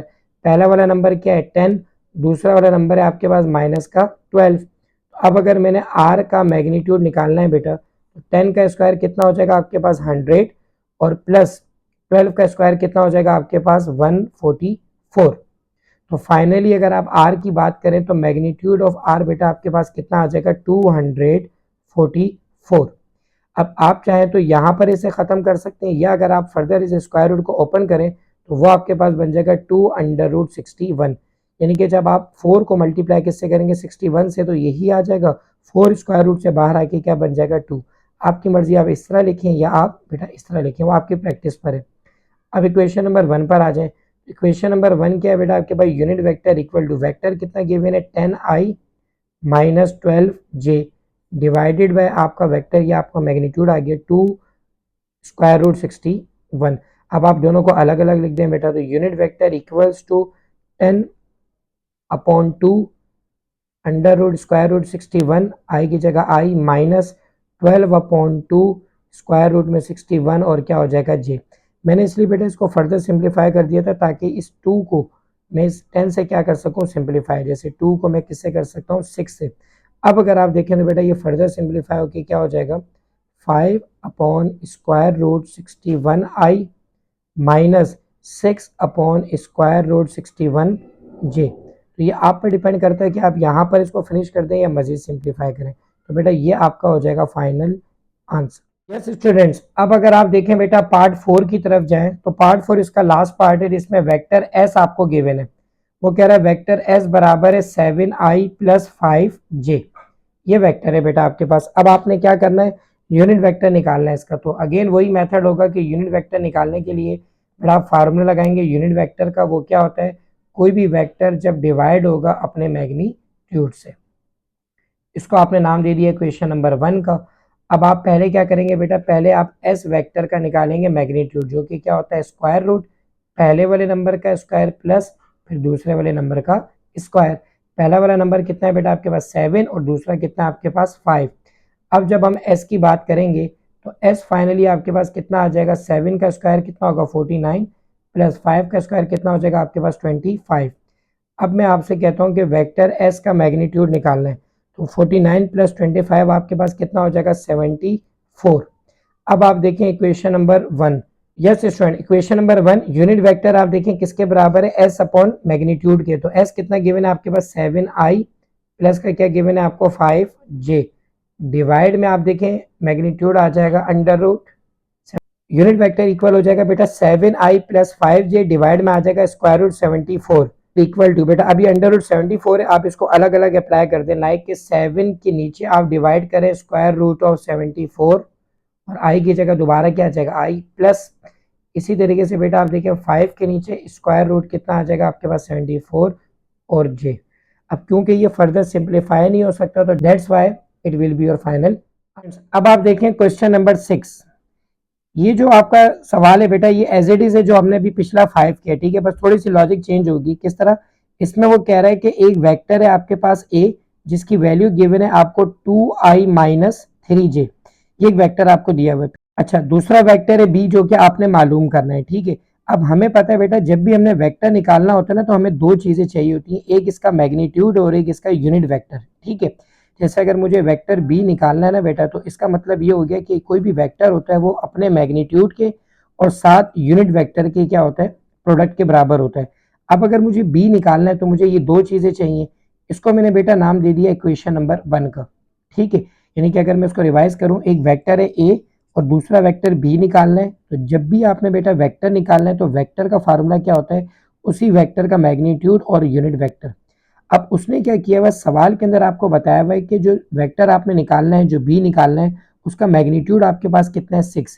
इसका मतलब मैं ये कह सकता हूँ कि जो बी की वैल्यू है वो मुझे उसने गिवन दी हुई है 6, ठीक है बेटा। अब सिर्फ मुझे क्या निकालना है यूनिट वेक्टर। अब हमें पता है कि यूनिट वेक्टर जो होता है उसका फार्मूला क्या होता है, यूनिट वेक्टर बराबर होता है equal to vector divided by magnitude. अब इस सवाल में जो लॉजिक बेटा आपने इस्तेमाल करनी है वो ये है कि जो भी आप यूनिट वेक्टर निकालोगे आप उस वेक्टर का निकालोगे जो कि आपको सवाल में दिया हुआ होगा। जैसे यहाँ पर ए की वैल्यू दी हुई 2i माइनस 3j। ये आपने ऐसा इसलिए किया क्योंकि जब आप क्वेश्चन नंबर 6 बेटा दोबारा पढ़ें आप इसमें देखें कह रहा है find the vector in the direction of the following vector. यानी कि आपको जो वेक्टर दिया हुआ है और जो आपने मालूम करना है दोनों की डायरेक्शन सेम है। जब डायरेक्शन सेम होगी तो बेटा ये बात याद रखिएगा सेम डायरेक्शन में जो यूनिट वेक्टर ए का होगा वही यूनिट वेक्टर बेटा किसका हो जाएगा बी का। इसलिए मैं यू के यूनिट वेक्टर निकालूंगा ए का, जो इसकी वैल्यू आएगी वही किसकी आ जाएगी बी की। तो आप इनको मल्टीप्लाई करेंगे आपके पास वेक्टर बी आ जाएगा। चलिए इसे करते हैं फिर आपके लिए आसानी हो जाएगी। Unit vector equal to vector A आपके पास कितना गिवन है बेटा 2i minus 3j divided by magnitude का तरीका मैंने आपको क्या बताया था स्क्वायर रूट पहले वाले नंबर का स्क्वायर प्लस फिर दूसरे वाले नंबर का भी आप क्या करते हैं स्क्वायर। तो यूनिट वेक्टर इक्वल टू ये आपके पास यहाँ पर कितना आ गया 2i minus 3j divided bye 2 का स्क्वायर कितना हो जाएगा बेटा 4 प्लस 9, 4 प्लस 9 कितना होगा। तो अब आप देखें यूनिट वेक्टर आपके पास आ गया 2i minus 3j upon square root of 13। अब यूनिट वेक्टर भी आपके पास आ गया बेटा और b की वैल्यू भी आ गई। तो जब b भी आपके पास मौजूद है यूनिट वेक्टर भी मौजूद है तो वेक्टर b आपका इजीली आ जाएगा। अब बेटा मैं यहाँ लिख रहा हूँ इक्वेशन नंबर 1 इम्प्लाइज जो वेक्टर हमने निकालना है b इक्वल टू बी की जगह क्या आ जाएगा यहाँ पर 6, क्योंकि बी मैग्नीट्यूड है और वो आपको दिया हुआ है 6। साथ क्या मल्टीप्लाई में यूनिट वेक्टर ये आपने फाइंड आउट कर लिया। मैं यहाँ लिख रहा हूँ 2i minus 3j divided by square root of 13। अब आप क्या करेंगे, इसको अलग अलग लिख दें और इस 6 के साथ मल्टीप्लाई करवा दें। किस तरीके से, देखिए बेटा, ये वेक्टर b इक्वल टू 6 को 2 से मल्टीप्लाई किया है, मेरे पास क्या आ गया 12i। अब 12i आ गया आपके पास, ठीक है, और 12i के नीचे क्या आ रहा है आपके पास, अंडर रूट 13। फिर माइनस की जगह माइनस 6 को 3 से मल्टीप्लाई किया बेटा, आ गया 18। 18 के नीचे क्या आ गया, स्क्वायर रूट ऑफ 13, और जे की जगह क्या आ गया जे। अब ये फर्दर सिंप्लीफाई नहीं हो सकता, तो बेटा that will be your final answer. अच्छा, इस सवाल को मैं एक मरतबा फिर बता देता हूँ ताकि जो बच्चे कंफ्यूज हैं उनके लिए आसानी हो। बेटा देखें, एक वेक्टर आपको दिया हुआ है, दूसरे वाले वेक्टर का मैग्नीट्यूड आपको दिया हुआ है और वो वेक्टर निकालना है। तो जब भी वेक्टर निकालना हो, फार्मूला आपके पास मौजूद है। बी की जगह आपको 6 मौजूद है, यूनिट वेक्टर निकालना था, तो जो वेक्टर दिया हुआ था मैंने उसका यूनिट वेक्टर निकाल दिया। अब जो यूनिट वेक्टर एक है वही किसका है, बी का, क्योंकि सवाल में कह रहा है दोनों की डायरेक्शन क्या है, सेम, तो आपने put the value, get the answer. अब आप देखें बेटा, इसका जो पार्ट 2 है मैं इसके साथ ही कर रहा हूँ ताकि आप कंपेयर भी कर सकें। तो इसमें बेटा आपको वेक्टर बी दिया हुआ है, पहले ए दे के बी पूछ रहा था, अब आपको बी देकर वो ए पूछ रहा है, ठीक है। तो अब आप देखें वेक्टर बी जो है आपके पास वो कितना गिवन है, 10i माइनस 9j। और इसी तरीके से वो जो दूसरा वेक्टर है आपने निकालना है, जैसे अगर आपने ए वेक्टर निकालना है तो उस ए का मैग्नीट्यूड उसने आपको सवाल में कितना दे दिया, 7 दे दिया, और आपसे कह रहा है कि आप क्या करें, वेक्टर ए निकालें। तो बेटा हमें फार्मूला पता है कि जब भी हमने वेक्टर निकालना है ए, तो ए का मैग्नीट्यूड और साथ हमें क्या निकालना होगा, यूनिट वेक्टर, जो कि आपकी क्या बन जाएगी, इक्वेशन नंबर 1 बन जाएगी। तो आप देखें ये as same as it is है जिस तरह आपका पार्ट 1 है। अब आप पहले क्या करेंगे, यूनिट वेक्टर निकालेंगे। यूनिट वेक्टर क्या होगा, वेक्टर डिवाइडेड बाय मैग्नीट्यूड। तो वेक्टर क्या था आपके पास, 10i माइनस 9j, डिवाइड में मैग्नीट्यूड का मतलब क्या होता है, स्क्वायर रूट, पहले वाले नंबर का स्क्वायर प्लस फिर आप दूसरे वाले नंबर का भी क्या कर लें, स्क्वायर कर लें। तो यूनिट वेक्टर इक्वल टू क्या हो जाएगा बेटा आपके पास, 10i minus 9j divided by 10 का स्क्वायर बेटा कितना हो जाएगा, 100, 9 का स्क्वायर हो जाएगा 81, तो 181। तो मैं बेटा इसे डायरेक्ट लिख देता हूँ स्क्वायर रूट में 181। अब आप आ जाएं बेटा इक्वेशन नंबर 1 पर। इक्वेशन नंबर 1 इम्प्लाइज जो भी वेक्टर है ए इक्वल टू, ए मैग्नीट्यूड है बेटा वो कितना गिवन है, 7। यूनिट वेक्टर आपने ये निकाल लिया, मैं इसके साथ लिख देता हूँ। ये आपका है बेटा 10i माइनस 9j डिवाइड में कितना आपके पास 181 आ गया, ठीक है। अब आप 7 को 10 से मल्टीप्लाई करें तो ये हो जाएगा बेटा आपके पास 70i, अंडर रूट में आपके पास आ गया 181। फिर माइनस 97 कितना हो जाएगा बेटा आपके पास, 63, और ये आ जाएगा आपके पास 181, और जे की जगह क्या आ जाएगा, जे। अब ये फर्दर सिंप्लीफाई नहीं होता, तो बेटा ये आपका आंसर हो गया। तो आई होप सो के ओके की रिपोर्ट है। यस स्टूडेंट, इस सवाल का पार्ट 3 जो कि लास्ट पार्ट है, इसमें आपको क्या कर रहा है, वेक्टर सी दे रहा है, ठीक है। वो कह रहा है कि वेक्टर सी इक्वल है आपके पास 5i प्लस 6j। अब जब वेक्टर सी दे रहे हैं तो आपकी मर्जी, दूसरा वेक्टर आप बी कंसीडर कर लें या ए कंसीडर कर लें। जैसे मैं यहाँ पर कहता हूँ कि जैसे वो वेक्टर बी कह रहा है कि आप मालूम करें, तो आपको पता है बेटा कि जब आपको वेक्टर बी मालूम करना है तो इसका मैग्नीट्यूड आपको वो हमेशा दे देगा। इस सवाल में मैग्नीट्यूड कितना गिवन है आपके पास, 11। अब आपने क्या करना है बेटा, यहाँ पर वो आपसे कह रहा है कि आप वेक्टर बी निकाल के दिखाएं। तो हमें पता है यूनिट वेक्टर का फार्मूला, कि या वेक्टर बी का फार्मूला बनाते हैं। वेक्टर बी का फार्मूला जिस तरह पार्ट 1 में मैंने बनाया था कि magnitude multiply by unit vector, और ये बेटा आपकी हो जाएगी इक्वेशन नंबर 1। तो पहले हम निकालेंगे यूनिट वेक्टर। तो यूनिट वेक्टर बराबर होता है वेक्टर 5i प्लस 6j, ठीक है, और डिवाइड कर देंगे आप इसको उसके मैग्नीट्यूड से, पहले वाले नंबर का स्क्वायर प्लस फिर दूसरे वाले नंबर का स्क्वायर। तो इक्वल हो जाएगा बेटा ये आपके 5i plus 6j divided by 6 का स्क्वायर कितना हो जाएगा, 36, 5 का स्क्वायर 25। तो बेटा ये ऑल टुगेदर आपका बन जाएगा स्क्वायर रूट 61। अब मैं आपसे कहता हूँ कि मैं इक्वेशन नंबर 1 में वैल्यू प्लेस कर रहा हूँ। Equation number 1 implies B vector मालूम करना है, मैग्नीट्यूड कितना था बेटा 11। इसको मैं मल्टीप्लाई कर दूंगा किससे, 5i प्लस 6j डिवाइड में क्या आ जाएगा, स्क्वायर रूट ऑफ 61। अब ये आपका लास्ट स्टेप हो जाएगा बेटा कि 11 को जब आप 5 से करोगे 55i, स्क्वायर रूट नीचे अलग हो जाएगा 61, प्लस की जगह प्लस 11 6 कितना हो जाएगा 66j डिवाइड में क्या आ जाएगा 61। ये फर्दर सिंप्लीफाई नहीं हो सकता बेटा, तो ये आपका फाइनल आंसर। यस स्टूडेंट बेटा, अब आप देखें क्वेश्चन नंबर 7। अच्छा, ये आपका एमसीक्यूज टाइप के पार्ट है, ठीक है, क्वेश्चन नंबर 7 का, लेकिन आपने तमाम पार्ट सॉल्व करें ताकि आपकी प्रैक्टिस अच्छी हो। अच्छा बेटा, क्वेश्चन नंबर 7 का जो पार्ट 1 है, इसमें आपसे वो कह रहा है कि 4i प्लस 5j इक्वल होगा pi प्लस 5j के।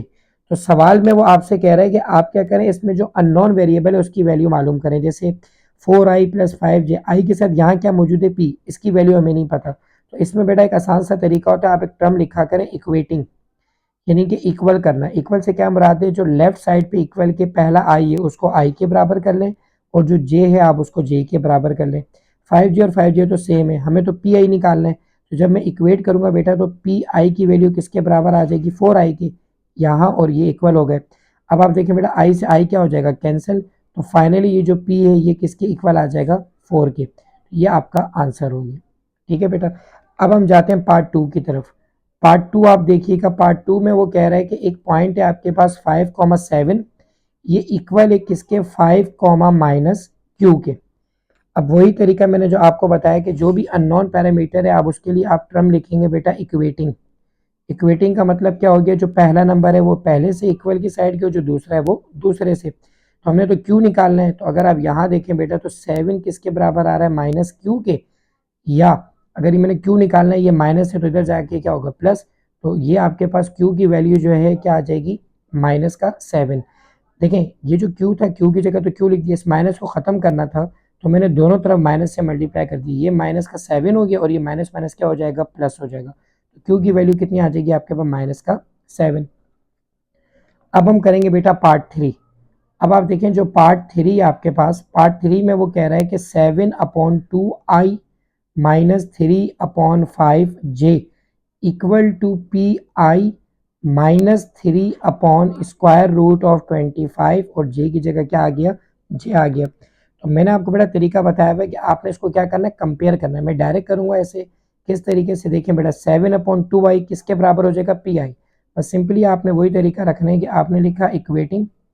हम इसको भी कर सकते हैं, लेकिन क्योंकि हमें तो ये वैल्यूज मालूम है तो इसकी ज़रूरत नहीं है, हमें तो पी निकालना है। तो इसलिए हम पहले वाले फैक्टर को कंपेयर करेंगे, 7/2i इक्वल टू क्या हो जाएगा बेटा, पी आई। आई से आई क्या हो जाएगा, कैंसिल। तो योर पी विल बी 7/2, या आप लिख सकते हैं 3.5। तो that will be your final answer. अब हम जाते हैं बेटा इसके नेक्स्ट पार्ट की तरफ, विच इज़ पार्ट 4। पार्ट 4 में बेटा आप देखेंगे वो कह रहा है कि आप क्या करें, 5/2 और -7, इसको आप इक्वल कर दें किसके, p और -7 के। तो अगेन हमारा वही मेथड होगा बेटा कि आपने क्या कर दिया, इसको इक्वेट किया। इक्वेटिंग में p निकालें तो p किसके बराबर हो जाएगा, 5/2 के। आपने लिखा p इक्वल्स टू 5/2। ये बेटा क्योंकि डायरेक्ट हो रहे हैं इसलिए मैंने कहा था ये आपके सिर्फ कॉन्सेप्ट बिल्डिंग के लिए, ये सिर्फ आपके एमसीक्यूज का पार्ट होंगे, ठीक है। तो ये हमने इसके बेटा चारों पार्ट सॉल्व कर लिए। क्वेश्चन नंबर 8 स्टूडेंट्स, इसमें दो पोजीशन वेक्टर बेटा आपको दिए हुए, एक दिया हुआ है वेक्टर ए और एक सेकंड आपको दिया हुआ है वेक्टर बी, और इनकी वैल्यूज दी हुई आपको 4i माइनस 5j, और सेकंड वेक्टर बी की वैल्यू दी हुई 2i प्लस 7j। साथ ही वो ये कह रहा है कि इनके जो दो पॉइंट्स हैं, यानी कि पहला पॉइंट आपके पास स्टूडेंट कौन सा हो जाएगा, ए, और ये दूसरा पॉइंट कौन सा है, बी। एक लाइन है जो कि इन दोनों पॉइंट्स को ज्वाइन कर रही है, और साथ ही उसने एक स्पेसिफाइड कंडीशन दी हुई है कि इनका जो रेशियो है, यानी कि एक जैसा नहीं है, लाइक के अगर ये वाला रेशियो आपका 3 है तो ये कितना हो जाएगा, 5, यानी कि ये 3 हिस्सों में डिवाइड हो रहा है और ये 5 हिस्सों में ब्रेक हो रहा है।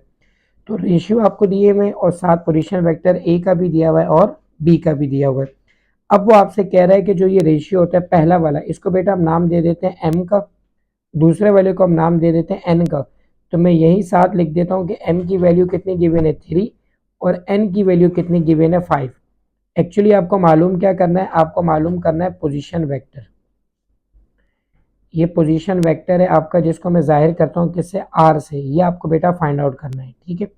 अब जब भी आपने पोजीशन वेक्टर निकालना है और आपको रेशियो दिए हुए हो कि एक लाइन को इतने रेशियो में ब्रेक किया हुआ है, तो इसके लिए बेटा एक आपके पास फार्मूला होता है, वो आप नोट कर लीजिएगा।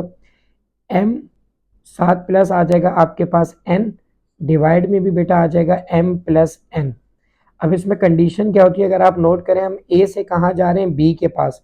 जब आप ए से बी के पास जाओगे तो आपने हमेशा पहले बी की कंडीशन रखनी है पोजीशन वेक्टर की, और बाद में आपने क्या करना है, दूसरा जो पोजीशन वेक्टर है आपने ए का रखना है। ये फार्मूला होता है पोजीशन वेक्टर का जब आपको रेशियो दिए हुए हो, ठीक है, ये रेशियो थ्योरम भी कहलाता है।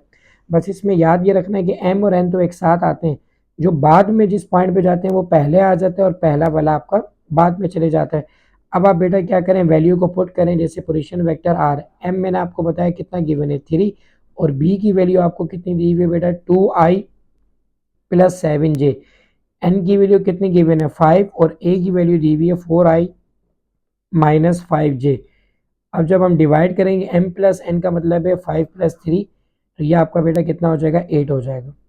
अब फर्दर अगर हम इसको सिंप्लीफाई करें r को, तो 3 को 2 से करेंगे 6i प्लस 3 को 7 से करेंगे तो ये कितना हो जाएगा 3 7 21j, प्लस ये हो जाएगा 20i, 5 को 4 से किया माइनस 5 को 5 से किया बेटा, ये बन गया 25j, और डिवाइड में आपके पास क्या आ गया 8 आ गया। अब position vector r equal to वही तरीका, i को i से करेंगे तो 20 को 6 से करेंगे तो कितना हो जाएगा 26i, और 25 में से अगर 21 को डिडक्ट करेंगे तो ये आपके पास हो जाएगा 4j। बड़े बड़े नंबर का साइन आता है तो ये आ जाएगा माइनस, डिवाइड में आपके पास बेटा क्या आ जाएगा 8 आ जाएगा। तो ये हमने सिंपल इसकी सिंप्लीफिकेशन कर दी। अब वही तरीका मैंने कहा इन दोनों को अलग अलग आप कर दें, तो position vector r equal to 26/8i minus 4/8j। अब अगर इसको हम सिंप्लीफाई करें तो आपको पता है बेटा कि 2 टाइम्स 4 8, 2 टाइम्स 1, 2 टाइम्स 3 6, इसी तरह 2 टाइम्स 2 4 और 2 टाइम्स 4 8 हो जाएगा। फर्दर अगर आप करें तो ये 2 हो जाएगा। तो फाइनली बेटा जो आपके पास पोजीशन वेक्टर आया वो आपके पास कितना आ गया 13/4i, यानी कि विद रिस्पेक्ट टू x, और माइनस, और ये फाइनली आपके पास कितना आ जाएगा j/2, क्योंकि 1 बचा था, 1 आप लिखते नहीं है तो अभी फर्दर सिंप्लीफाई नहीं हो सकता, तो that will be your final. अब इसी तरीके से बेटा जिस तरह ये मैंने आपको पार्ट 1 डिटेल में करवाया है, हम किसको कर सकते हैं पार्ट 2 को। जैसे ये पार्ट 1 है, अब मैं इसी के साथ आपको सॉल्व करा देता हूँ ताकि आपके लिए आसानी हो। तो अब आप देखें बेटा पार्ट 2 की हम बात करते हैं। तो क्वेश्चन नंबर 8 का जो पार्ट 2 है उसमें भी आपको 2 वेक्टर दिए हुए हैं, ठीक है। पहला, अगर ये मैं यहाँ लिख रहा हूँ पार्ट 2, इसमें 2 वेक्टर आ गए आपके पास अगेन, एक को मैंने नाम दे दिया ए का, एक को मैंने नाम दे दिया बी का। अब हम बुक से वैल्यू देख लेते हैं। पहले की वैल्यू आपको दी हुई है 3i प्लस 5j, और दूसरे की वैल्यू जो बेटा आपको बी की वैल्यू दी हुई है 11i प्लस का 8j। इसमें भी आपको वो रेशियो दे रहा है 3:2, तो जो पहला वाला है वो 3 हो जाएगा, दूसरा वाला क्या हो जाएगा 2। इसकी भी इसी तरीके से आप फिगर बना सकते हैं। फॉर एग्जांपल अगर मैं फिगर बनाना चाहूँ, ए से लेकर मैंने आपसे कहा बी की अगर हम फिगर बनाएं तो रेशियो 3 दिया है, इसके मतलब यहाँ पे ज़्यादा है 3 और यहाँ कम है, तो ये क्या हो जाएगा 2 हो जाएगा। अगेन आपने बेटा पोजीशन वेक्टर निकालना है, तो मैंने आपको अभी बताया था पोजीशन वेक्टर का फार्मूला क्या होता है कि बाद से पहला वाला तो वही हो जाएगा M B plus N A, divide हम इसको किससे कर देंगे एम प्लस एन से। अब बेटा अगर मैंने पोजीशन वेक्टर आर निकालना है तो एम आपको कितना गिवन है बेटा 3, और बी की वैल्यू कितनी दी हुई है 11i plus 8j, plus N आपके पास सेकंड है वो कितना है 2, और ए की वैल्यू दी हुई है 3i प्लस 5j।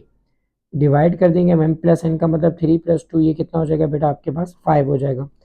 अब फर्दर सिंप्लीफाई करें आर, जिस तरह हमने पिछला किया था, 11 को 3 से करेंगे बेटा हो जाएगा 33i प्लस 8 3 कितना हो जाएगा 24j, प्लस 3 2 कितना हो जाएगा 6i प्लस 5 2 कितना हो जाएगा 10j। डिवाइड में क्या आ जाएगा आपके पास 5। अब पोजीशन वेक्टर आर मुझे निकालना है, तो आई को मैं किससे करूँगा आई से, 33 में 6 करूँगा कितना बन जाएगा 39i प्लस 24 में 10 करूँगा तो ये कितना बन जाएगा 34j। अब इसके नीचे एक साथ आपने क्या लिख दिया 5।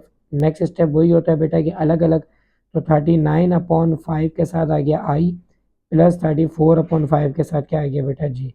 ये फर्दर सिंप्लीफाई नहीं हो सकता, तो that will be your final answer.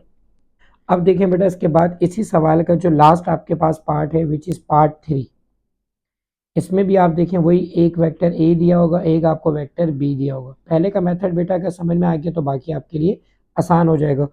अब इसमें अगर हम देखें ए दिया हुआ है 2i माइनस 3j, और बी वेक्टर आपको दिया हुआ है 2i प्लस 6j, ये आपको गिवन है। अच्छा रेशियो भी आपको दिए हुए हैं इसके अंदर, इसमें 4:3 है, इसका मतलब m की वैल्यू 4 और n की वैल्यू कितनी हो गई 3 हो गई। अगर आप बेटा फिगर बनाना चाहें तो हम फिगर भी बना सकते हैं, जैसे a और b, पहला रेशियो कितना है 4 है तो ये 4 और ये कितना हो जाएगा 3 हो जाएगा। अब अगेन अगर आप नोट करें तो आपने क्या करना है, पोजीशन वेक्टर का फार्मूला लगाना है। पोजीशन वेक्टर का फार्मूला क्या होता है आपके पास, M B plus N A divided by M plus N, यानी कि जो बाद में है वो पहले और जो पहले वाला है वो बाद में आ जाएगा। अब आप वैल्यू को पुट कर दें बेटा, एम की वैल्यू कितनी है 4, बी की वैल्यू कितनी है 2i plus 6j, plus N की वैल्यू कितनी है 3, ए की वैल्यू है 2i माइनस 3j, और इस पूरे को होल को मैंने डिवाइड किससे कर दिया, एम प्लस एन का मतलब कितना आ गया 7। अब आप पोजीशन वेक्टर आर निकालें, 4 to m2 क्या हो जाएगा 8i plus 24j plus 6i minus का 9j। अब इस पूरे को मैं डिवाइड किससे कर रहा हूँ 7 से। अब पोजीशन वेक्टर आर निकालना है, आई को आई से कर लें बेटा, तो 8 और 6 आपके पास कितना हो जाएगा 14, तो ये बन गया 14i। नेक्स्ट अगर आप देखें प्लस 24 में से 9 माइनस अगर हम करेंगे तो बेटा कितना बन जाएगा 15j, डिवाइड में क्या आ गया 7। अब अगर मुझे आर निकालना है तो अलग अलग लिख दें, 14/7i प्लस 15/7j। फर्दर ये कैंसिल हो जाएगा, तो फाइनली आपके पास जो पोजीशन वेक्टर आर का है बेटा वो कितना बन जाएगा 2i प्लस 15/7j। अब क्योंकि ये सिंप्लीफाई मजीद नहीं हो सकता तो बेटा I can say it is your final answer. तो इस सवाल से रिलेटेड भी ओके की रिपोर्ट है। अब स्टूडेंट आपका जो बुक का क्वेश्चन है, क्वेश्चन नंबर 9, ये एक्चुअली एक लॉ है जिसकी डेरिवेशन है, जिसको आप कहते हैं बेटा hexagon, hexagon law of vector addition. ये ऐसा पेपर में आता तो नहीं है बेटा, लेकिन अगेन हम उसी मेथडोलॉजी पे जाएंगे कि हमने हर सवाल करना है ताकि कॉन्सेप्ट्स क्लियर हो और इन केस अगर कुछ आ भी जाए तो हमें मसला ना हो। अच्छा बेटा, hexagon law of vector addition actually क्या है, आप अगर देखें हेक्सागोन, हेक्सागोन एक्चुअली कहते हैं उस शेप को जिसके 6 पॉइंट्स हो या 6 पार्ट्स हो। तो अगर मैं एक फिगर बेटा बनाना चाहूँ आसान सी, इस तरीके से मैं चाह रहा हूँ कि मैं इसके 6 पार्ट जो है आपको बनाकर दिखा दूँ। अब अगर आप देखें बेटा तो इसमें आपके पास 6 पॉइंट्स आएंगे या 6 पार्ट्स आएंगे। स्टार्ट अगर मैं करता हूँ यहाँ से, इसको मैंने नाम दे दिया बेटा ओ का, तो ये जो पहला वाला पॉइंट हो जाएगा इसको मैंने नाम दे दिया ए का। देन ये जो सेकंड हो जाएगा इसको मैंने नाम दिया बी का, ये आपके पास होगा सी। देन ये आपके पास हो जाएगा डी, और ये फाइनली आपके पास क्या हो जाएगा ई हो जाएगा। अब अगर आप इसको देखें बेटा तो ये एक पार्ट हो गया, ये सेकंड पार्ट, ये थर्ड पार्ट, ये फोर्थ पार्ट, ये फिफ्थ पार्ट और ये सिक्स पार्ट। इसलिए हम इसको क्या कहते हैं हेक्सागोन कहते हैं। हम अपनी आसानी के लिए बेटा क्या करते हैं इसको कि फॉर एग्जांपल जैसे मैं यहाँ पर ओ से लेकर ए तक का अगर कोई भी वेक्टर अगर मैं बनाता हूँ तो इस ओ से लेकर ए को मैंने जाहिर किससे कर दिया पी से। इसी तरह अगर मैं ए से बी पर जाऊँगा तो उसको मैंने जाहिर किससे किया हुआ है क्यू से। मैं इसकी वर्डिंग भी आपको लिखवा दूंगा ताकि आपके लिए मसला ना हो, लेकिन पहले आप कॉन्सेप्ट बना लें। इसी तरह बी से लेकर सी पे हम गए तो इसको मैंने नाम दे दिया बेटा आर का, फिर इसको मैंने नाम दे दिया एस का, जिस तरह ये वैक्टर्स हैं सारे, ठीक है। और जब मैं डी से लेकर ई तक गया तो इसको बेटा मैंने नाम दे दिया टी का।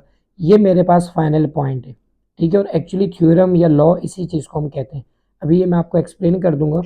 अब देखिए हम अपनी आसानी के लिए बेटा यहाँ पर क्या करेंगे कि एक हेक्सागोन है जिसके 6 पार्ट्स हैं, 6 पॉइंट्स हैं, और इनको 2 पॉइंट्स को मैंने एक वेक्टर से जाहिर किया हुआ है, ठीक है। अब अगर आप लॉ वाली कंडीशन देखेंगे ना तो इसको हम जनरली कहते हैं कि, मैं ब्लैक से लिख लेता हूँ ताकि फ़र्क हो, बाय लॉ। ये मैं किस लॉ की बात कर रहा हूँ, हेक्सागोन के लॉ की बात कर रहा हूँ। इसका मतलब ये होता है, ये जो आप ओ से लेके ई की आपने बात की हुई है ना, यानी कि ओ से ई ये पॉइंट, तो आप यहाँ आप लिखते हैं कि जैसे ओ से ई ये इक्वल आना चाहिए किसके, जो आपने पहला वेक्टर लिया हुआ है पी, फिर उसका आप सम करें क्यू के साथ, फिर आप उसका सम करें आर के साथ, देन आप करें एस के साथ, और देन आपके पास क्या हो जाएगा टी हो जाएगा। तो हेक्सागोन लॉ वेक्टर एडिशन, क्योंकि आप एडिशन कह रहे हैं तो ये तमाम वेक्टर ऐड होंगे।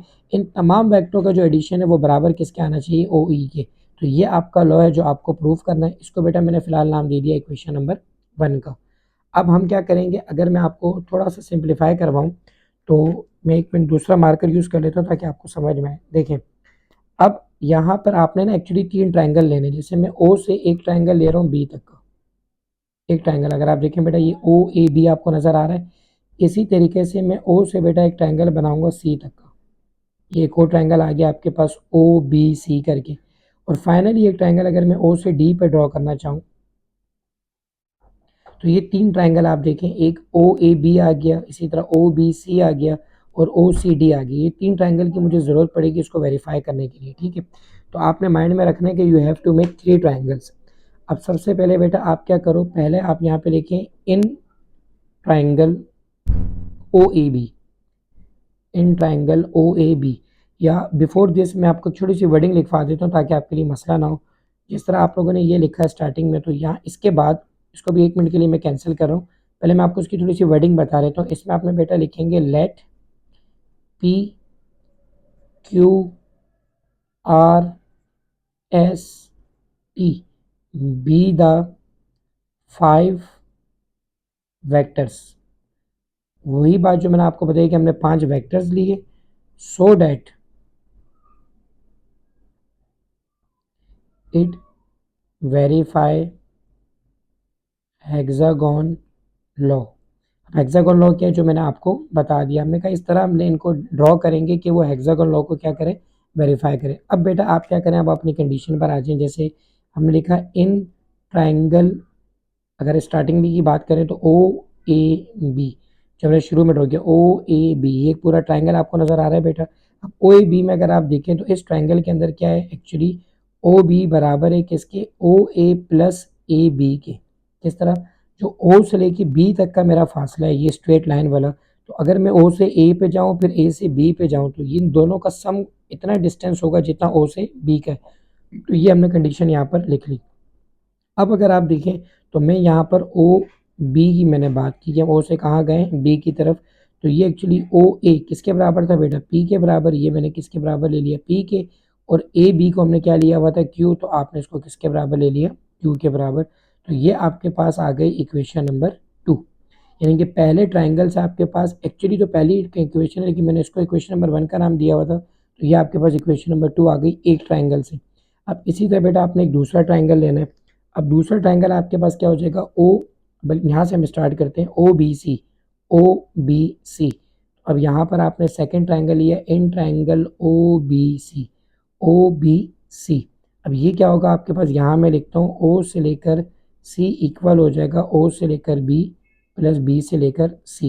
यानी कि ओ से लेकर सी क्या हो जाएगा, एक्चुअली आपके पास ओ से आप बी पे गए, फिर बी से बेटा आप कहाँ गए, सी के पास। तो ओ सी आपके पास इक्वल किसके बराबर आ जाएगा, ओ बी। अब ओ से लेके बी में जाने के लिए मुझे यहाँ से जाना पड़ेगा, तो पी और फिर क्या आ जाएगा, क्यू आ जाएगा। तो ओ बी मैंने लिखा बेटा यहाँ पर पी प्लस क्यू, ये तो मेरे पास आ गया ओ बी। अब अगर मैं फर्दर आगे जाऊँगा बी सी, तो बी से सी अगेन वही आपके पास क्या हो जाएगा, आर हो जाएगा। तो इसमें करना आपने क्या है, 3 ट्राइंगल आपने लेने, और जिस तरह आप जा रहे हैं बोले वेक्टर को आप ऐड करते जाएं तो आपका आंसर इंशाल्लाह आ जाएगा। अब देखिए बेटा ये आपके पास आ गई क्वेश्चन नंबर 3, एक ट्राइंगल सेकंड ट्राइंगल। अब हम जाएंगे थर्ड ट्राइंगल की तरफ। तो थर्ड ट्राइंगल आपके पास क्या हो जाएगा, इन ट्राइंगल ओ सी डी। अब हम ओ सी और डी की बात करें, पहले हमने ये ट्राइंगल लिया फिर हमने ये लिया, अब हम तीसरे ट्राइंगल लेंगे ओ सी डी। अब ट्राइंगल ओ सी डी की बात करेंगे तो ओ से लेके बेटा डी का जो फासला है आपका वो बराबर है ओ सी प्लस सी से लेकर आपके पास क्या हो जाएगा, डी हो जाएगा। अब अगेन वही है ओ से लेकर सी, जब मैं ओ से सी पर जाऊंगा तो वही पी क्यू और आर तीन चीज़ आ जाएंगी। तो यहाँ पे बेटा ये जो ओ से डी है आपका, ये क्या बन जाएगा, पी प्लस क्यू प्लस क्या बन जाएगा आपके पास, आर प्लस सी डी। सी से लेके डी आपको पता है वो किसके बराबर आ जाएगा, एस के बराबर आ जाएगा। तो फाइनली आपके पास एक और इक्वेशन आ जाएगी, इक्वेशन नंबर 4। तो आप देखिए मैंने तीनों ट्राइंगल को कंसीडर कर लिए। अब अगर मैं आपसे कहता हूँ कि एक, क्योंकि हमने तो 3 ट्राइंगल लिए, अभी जो फाइनल पाथ है इसका, क्योंकि स्टार्ट आपका हेक्सागोन कहाँ से हो रहा है, ओ से, और एंड कहाँ पर हो रहा है, ई पर। तो ओ से ई ये मेरा फाइनल पॉइंट है, तो बाय लॉ भी यही है कि ओ ई आपने निकालना है। तो इसीलिए मैं एक ट्राइंगल कंसीडर करता हूँ O D E, in triangle O D E. अब आप इस ट्राइंगल को अगर देखें तो इसके अंदर क्या कंडीशन बन रही है कि जो ओ ई है वो बराबर है किसके, ओ डी प्लस डी का ई आ गया, O D plus D E. यानी कि ओ से ई के लिए क्या है कि ये फासला आपका पूरा आ गया, ओ से डी और डी से ई। तो अब अगर हम देखें तो ओ ई जो है स्टूडेंट्स आपका वो किसके बराबर है, ओ डी। ओ डी, ओ से लेकर डी, तो ये कहाँ जा रहे हैं, वही पी क्यू आर एस। अब इसमें मैं क्या कर दूंगा बेटा, इसमें मैं पी क्यू आर और फिर क्या कर दूंगा, एस कर दूंगा, और प्लस डी ई। अब डी ई के क्या मौजूद है आपके पास, प्लस में डी मौजूद है आपके पास टी। अब इसको मैं नेक्स्ट पेज पे कर देता हूँ ताकि आपके लिए इजीली विजिबल हो। तो अब अगर आप टोटली देखें बेटा, जो ओ ई है वो सब किसके बराबर आ गया आपके पास, जो आपके पास फाइनल पॉइंट था P plus Q plus R plus S plus T. तो फाइनली अगर मैं इसको लिखना चाहूँ तो मैं यूँ लिख सकता हूँ कि O E equal to P plus Q plus R plus S plus T. इन सब के ऊपर वेक्टर का साइन आ गया। तो हमने यही चीज़ प्रूव करनी थी, तो हैंस प्रूफ्ड। यस स्टूडेंट्स, अब हम मूव करेंगे क्वेश्चन नंबर 10 की तरफ। क्वेश्चन नंबर 10 में स्टूडेंट्स वो आपसे कह रहा है कि एक पैरेललोग्राम, पहले हम एक काम करते हैं, इसकी फिगर बना लेते हैं आपकी आसानी के लिए। ये आपके पास एक बन गया पैरेललोग्राम। हमें पता है बेटा कि रेक्टेंगल क्या होता है, जिसके अंदर चारों साइडें, फॉर एग्जांपल अगर मैं आपको यहाँ समझाना चाहूँ, ये तो बल्कि स्क्वायर बन गया, ये एक रेक्टेंगल है। रेक्टेंगल में बेटा क्या होता है कि चारों साइड आप देखें तो आपको 90 डिग्री का एंगल नज़र आएगा, और इसमें अपोजिट साइड क्या होती है, सेम होती है। लेकिन जब हम बात करते हैं पैरेललोग्राम की, तो इसमें भी आप देखें अपोजिट साइड सेम है, लेकिन रेक्टेंगल और पैरेललोग्राम में डिफरेंस ये होगा कि इसमें कोई भी एंगल 90 डिग्री का नहीं बनेगा। ठीक है बेटा। अब आप देखें इसके 4 पॉइंट्स हो गए, ये एक पैरेललोग्राम आ गया। अब सवाल के अंदर उसने क्या किया हुआ है, आपको 4 में से 3 पॉइंट दिए हुए, जैसे एक पॉइंट ए दिया हुआ है आपको वर्टिसेस 3 कॉमा -5, फिर उसने बी की भी पॉइंट्स यानी कि वर्टिसेस आपको दिए हुए हैं 6 कॉमा 0। फिर आते हैं हम सी के ऊपर, सी में क्या है 2 कॉमा 4। अब वो कह रहा है जो चौथा है आपके पास डी, इसकी ये दोनों वर्टिसेस हैं, इनकी वैल्यू निकालें ए और बी, ये हमें मालूम नहीं है। तो आपको सवाल में वो कह रहा है कि आप क्या करें पैरेललोग्राम, क्योंकि मैं 10 के पार्ट 1 की बात कर रहा हूँ, ठीक है। इसमें वो कह रहा है कि A B C D is the parallelogram. तो मैं उसने जिस तरीके से A B C D is parallelogram, तो जिस तरह उसने मुझे दिया हुआ था मैंने उसी तरह बनाया। देखें A B C and then D. अब हम क्या करेंगे बेटा, हमें क्योंकि डी वर्टिसेस निकालने डी के, तो इसके लिए आप क्या करें, अगर आप देखें जो ए और डी है और जो बी और सी है ये दोनों इक्वल है, तो यहाँ पर मैं क्या करूँगा, मैं यहाँ पर कंडीशन लगा सकता हूँ कि फॉर पैरेललोग्राम, पैरेललोग्राम के लिए मुझे पता है कि जो मेरा ए डी है, ए से लेकर डी, वो किसके बराबर है बेटा, बी से लेकर सी के बराबर है। तो ए से लेकर डी, और मैं आपको पिछले सवालों में करवा चुका हूँ कि जब पहले से दूसरे में जाते हैं तो दूसरे से पहले को माइनस कर देंगे। इसका मतलब हमने क्या करना है, डी माइनस ए निकालना है, और यहाँ से हमने क्या निकालना है, सी माइनस बी निकालना है। तो डी माइनस ए निकालना है, डी क्या ए बी, तो मैं डी की जगह क्या लिख लेता हूँ बेटा, ए कॉमा बी, माइनस की जगह माइनस ए। ए कितना दिया हुआ आपको 3 कॉमा -5। ये एक सवाल हो जाएगा, बाकी के 2 पार्ट इजीली सॉल्व हो जाएंगे। सी अगर आप देखें बेटा तो वो आपके पास क्या गिवन है, 2,4 माइनस बी, बी आपको यहाँ पर क्या गिवन है, 6,0। अब आप पॉइंट्स में दिए हुए आई जे की फॉर्म में लिख लें। इसका मतलब क्या हुआ कि ए के साथ मैं क्या लिख सकता हूँ, ए आई प्लस का B j minus 3i minus का क्या हो जाएगा 5j equal to 2i plus 4j minus का 6i प्लस का 0j। यहाँ तक क्लियर है। अब अगर हम इसे आगे फर्दर सॉल्व करें तो आप ये देखिएगा कि i वाले i से होते हैं, तो ai माइनस का 3i, ठीक है, प्लस का क्या हो जाएगा bj, माइनस माइनस क्या हो गया प्लस, तो ये आपके पास हो जाएगा 5j इक्वल टू, मैंने i को i से और j को j से कर दिया। सिमिलरली आप यहाँ करेंगे, यहाँ क्या हो जाएगा 2i माइनस का 6i प्लस ये आपके पास आ जाएगा 4j, प्लस माइनस क्या हो जाएगा माइनस, लेकिन 0j, लेकिन आप फिर भी लिख दें ताकि एक जैसा है, सिमेट्रिक लगे आपको। अच्छा, यहाँ तक करने के बाद अब हम क्या करेंगे, ए आई और यानी कि मैं ये चाह रहा हूँ ए और बी को एक तरफ कर दूँ, बाकी एक तरफ कर दूँ ताकि सिंप्लीफाई हो जाए। किस तरह देखें बेटा, ए आई प्लस का मैंने क्या कर दिया बी जे। अब अगर आप यहाँ पर देखेंगे तो यहाँ पर क्या आपके पास आई और जे, अब हम इसको हम छेड़ नहीं सकते, तो ए i plus B j minus का 3i प्लस का 5j, तो मैंने वैसे ही लिख दिया। अब यहाँ अगर आप नोट करें बेटा, आई और आई आप देख रहे हैं सिंप्लीफाई हो रहा है, तो ये क्या बन जाएगा, 6 में से 2 निकालेंगे, माइनस का 4i प्लस का क्या बन जाएगा आपके पास 4j बन जाएगा। अब मुझे इसको कंपेयर करना है इससे ताकि ए और बी के पॉइंट्स आ जाएँ डी के, तो ये जो माइनस का 3i है वहाँ जाकर क्या हो जाएगा प्लस का 3i, और ये प्लस का 5j वहाँ जाकर क्या हो जाएगा माइनस का। तो आप देखिए मैं क्या करूँगा, ए आई प्लस का बी जे इक्वल टू, ये वैसे लिखा हुआ है माइनस का 4i, ये माइनस का 3 है, यहाँ जाकर बेटा क्या हो जाएगा प्लस का 3i, पहले से क्या मौजूद था प्लस का 4j, ये प्लस वहाँ जाकर क्या हो जाएगा माइनस का 5j। यहाँ तक क्लियर है। अब आप देखें ए आई बी जे, इनको मैं इसलिए नहीं छेड़ रहा क्योंकि ये तो फाइंड आउट करना है। माइनस का 4 प्लस का 3 का मतलब है माइनस का आई, और फिर ये बड़ी वाली वैल्यू क्या आ जाएगी, तो क्या बन जाएगा माइनस का जे। अब जब इक्वल हो, लेफ्ट साइड पे भी 2 हो और राइट साइड पे भी 2 वैल्यूज़ हों या वेरिएबल्स हों, तो हमें पता है हम इक्वेट करते हैं, यानी कि पहले को पहले से, दूसरे को दूसरे से। तो यहाँ मैं बेटा लिख दूंगा इक्वेटिंग, ये भी हमने पिछले सवालों में भी किया है। तो यहाँ पर क्या हो जाएगा, ए आई को मैं बराबर ले लूँगा माइनस के आई के, और जो आपके पास बी जे है इसको मैं किसके बराबर ले लूँगा, माइनस के जे के बराबर ले लूँगा। तो अब फाइनली क्या हो जाएगा, आपके पास आई से आई क्या हो जाएगा बेटा, कैंसिल। ए की वैल्यू कितनी आ जाएगी, माइनस के 1, और यहाँ पे जे से जे कैंसिल, तो बी की वैल्यू कितनी आ जाएगी, माइनस का 1। तो फाइनली हम ये कह सकते हैं कि आपके पास ए और बी वो कितना आ गया, -1 कॉमा -1। आप चाहें तो यहाँ पे भी लिख सकते हैं कि ये इक्वल आ जाएगा -1 कॉमा -1 के। तो ये बेटा आपका पहला पार्ट क्या हो गया, सॉल्व हो गया। इसी तरीके से आप क्या करेंगे, पार्ट 2 और पार्ट 3 भी सॉल्व करेंगे। चले अब हम पार्ट 2 और पार्ट 3 सॉल्व करते हैं। यस स्टूडेंट, अब आप देखें जो क्वेश्चन नंबर 10 का पार्ट 2 हम सॉल्व करते हैं उसी मेथड के साथ। इसमें भी अगेन बेटा वही है कि आपके पास एक पैरेललोग्राम गिवन है। पैरेललोग्राम के आपको पता है बेटा कि 4 आपके पास वर्टिसेस होंगे, लेकिन इसमें पार्ट 2 में जो आपसे वो कह रहा है ए डी बी सी, आपने पैरेललोग्राम इस तरह लेना है कि ए डी बी सी की फॉर्म में आप ले लें। पहले ए बी सी डी था, हमें कहा, हमने कहते हैं कोई इशू नहीं है, पहला पॉइंट आप बना दें बेटा ए, दूसरा आप बना दें डी, फिर ये आप बना लें बी, और फिर ये आप बना लें सी। जिस तरह सवाल आपको कह रहा है आप उस तरह कर लें, कंडीशन आपकी सेम ही होगी तो आपने मसला नहीं होगा। इसमें भी बेटा अगेन वही ए के पॉइंट्स भी हमें पता है, डी के भी, बल्कि इसमें हमने डी फाइंड आउट करना है। तो आप अगर देखेंगे तो ए के पॉइंट पिछले सवाल में क्या गिवन थे आपके पास, 3 कॉमा -5। डी हमें मालूम नहीं है तो इसको मैंने नाम दे दिया ए बी का। अब अगर हम बी देखें तो बी बेटा क्या है, 6,0, और सी की बात करें तो सी क्या आपके पास 2,4। पिछला सवाल और ये बिल्कुल दोनों एज इट इज़ हैं, कंडीशन भी सेम लगेगी, बस डी पहले टॉप पर था, अब यहाँ सेंटर पर आ गया। अब हम इसे सॉल्व करते हैं, वही तरीका बेटा कि ए सी बराबर है किसके, डी बी के, पहले बी डी था। अब अगर हम यहाँ पर करें तो मैं कंडीशन लगा रहा हूँ कि ए सी जो है वो बराबर है किसके, डी बी के।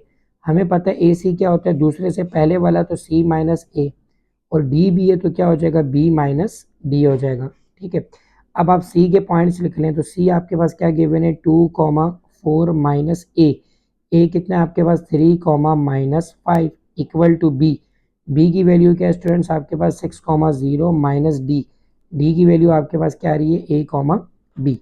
ठीक है, अब यहाँ तक तो क्लियर है। अब मैंने आपसे कहा था इसके बाद आप आई जे की फॉर्म में लिख लें, जैसे कि मैंने लिखा 2i plus 4j minus 3i minus 5j equal to, यहाँ मैंने लिखा 6i माइनस ए आई, फिर प्लस का आपके पास आ जाएगा 0j, और माइनस का क्या हो जाएगा स्टूडेंट्स आपके पास bj।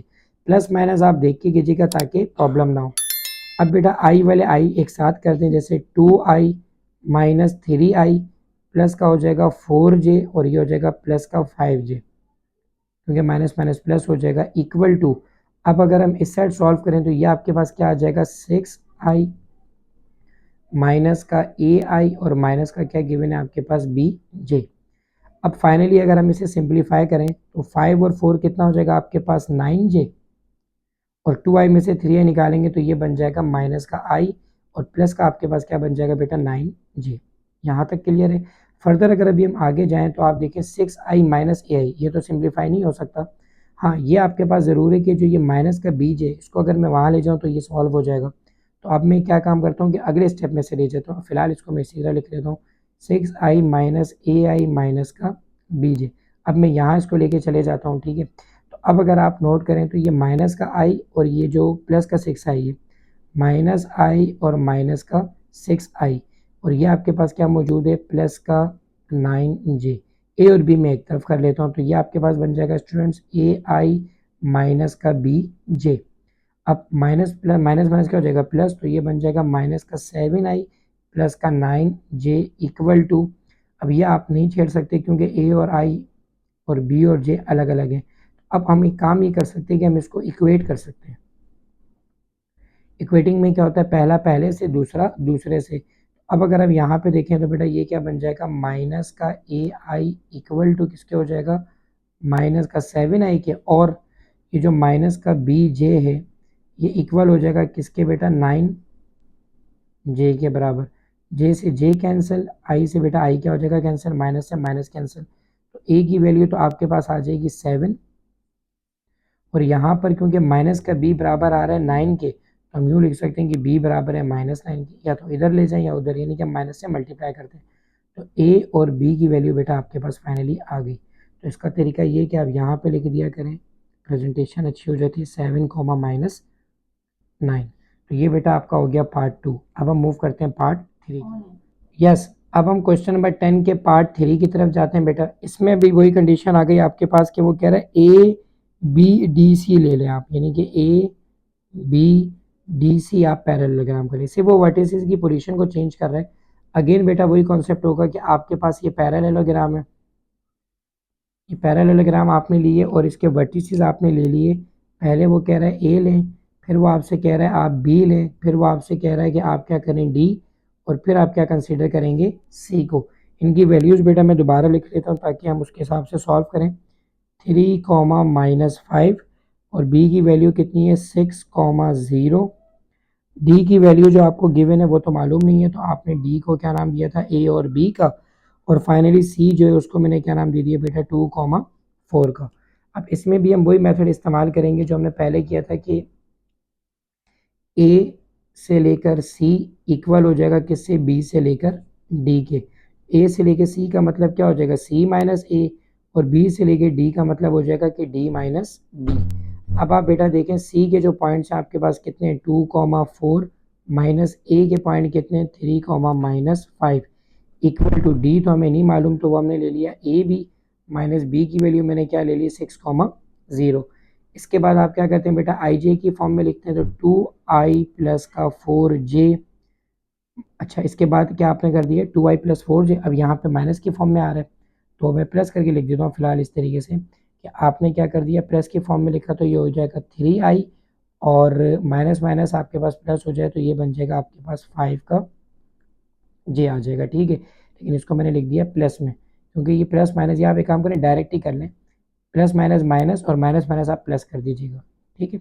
अब अगर हम देखें यहाँ पर क्या हो जाएगा ए आई प्लस का बी जे, फिर ये अंदर हम अप्लाई कर देंगे इसको प्लस करके, तो ये अंदर आपके पास क्या हो जाएगा माइनस का, ठीक है, माइनस का 6i, और प्लस का क्या हो जाएगा 0j हो जाएगा, ठीक है। क्योंकि माइनस प्लस आप 0 के साथ लगाएं तो उससे फ़र्क नहीं पड़ेगा, आप इसको इस तरीके से लिख सकते हैं। अब बेटा अगर हम इसको फर्दर सिंप्लीफाई करें तो ये सिंप्लीफाई होने के बाद क्या हो जाएगा 2i माइनस का 3i, क्योंकि ये माइनस की फॉर्म में दिया हुआ है तो माइनस आ गया, प्लस का आपने बेटा ले लिया प्लस का 4j, और ये प्लस माइनस दोबारा क्या हो जाएगा माइनस, तो बल्कि माइनस माइनस प्लस है आपके पास बेटा, तो ये क्या बन जाएगा प्लस का 5j बन जाएगा, ठीक है। अब इक्वल हम इसको करते हैं फर्दर, तो ये आपके पास आ जाएगा ए आई प्लस माइनस का, ये आ जाएगा 6i, प्लस का बेटा आपने ले लिया बी जे, और ये माइनस का आपके पास क्या हो जाएगा 0j आ जाएगा। ये ओवरऑल आपने यहाँ तक लिख लिया। अब अगर हम देखें आई माइनस का बच जाएगा 2i माइनस 3i, और ये आपके बन जाएगा प्लस का 9j इक्वल टू, अब अगर आप देखें तो ये आ गया ए आई। अब फर्दर देखें ये तो जे आ रहा है, ये नहीं हो रहा, तो आप क्या करें ए आई आपने लिखा, फर्दर आप क्या करें कि ये वाली वैल्यू आपके पास माइनस का 6i, और प्लस का आपने क्या कर दिया बी जे लिख दिया। अब मैंने आपसे कहा था ए और बी जे एक तरफ करना, तो ये माइनस किसी वहाँ जाकर क्या हो जाएगा प्लस, तो 6i माइनस आई प्लस का क्या हो जाएगा बेटा 9j equal to A i plus का क्या हो जाएगा बी जे। अब 6i में से आई गया तो ये क्या बन जाएगा 5i plus 9j equal to A i plus का क्या हो जाएगा बी जे।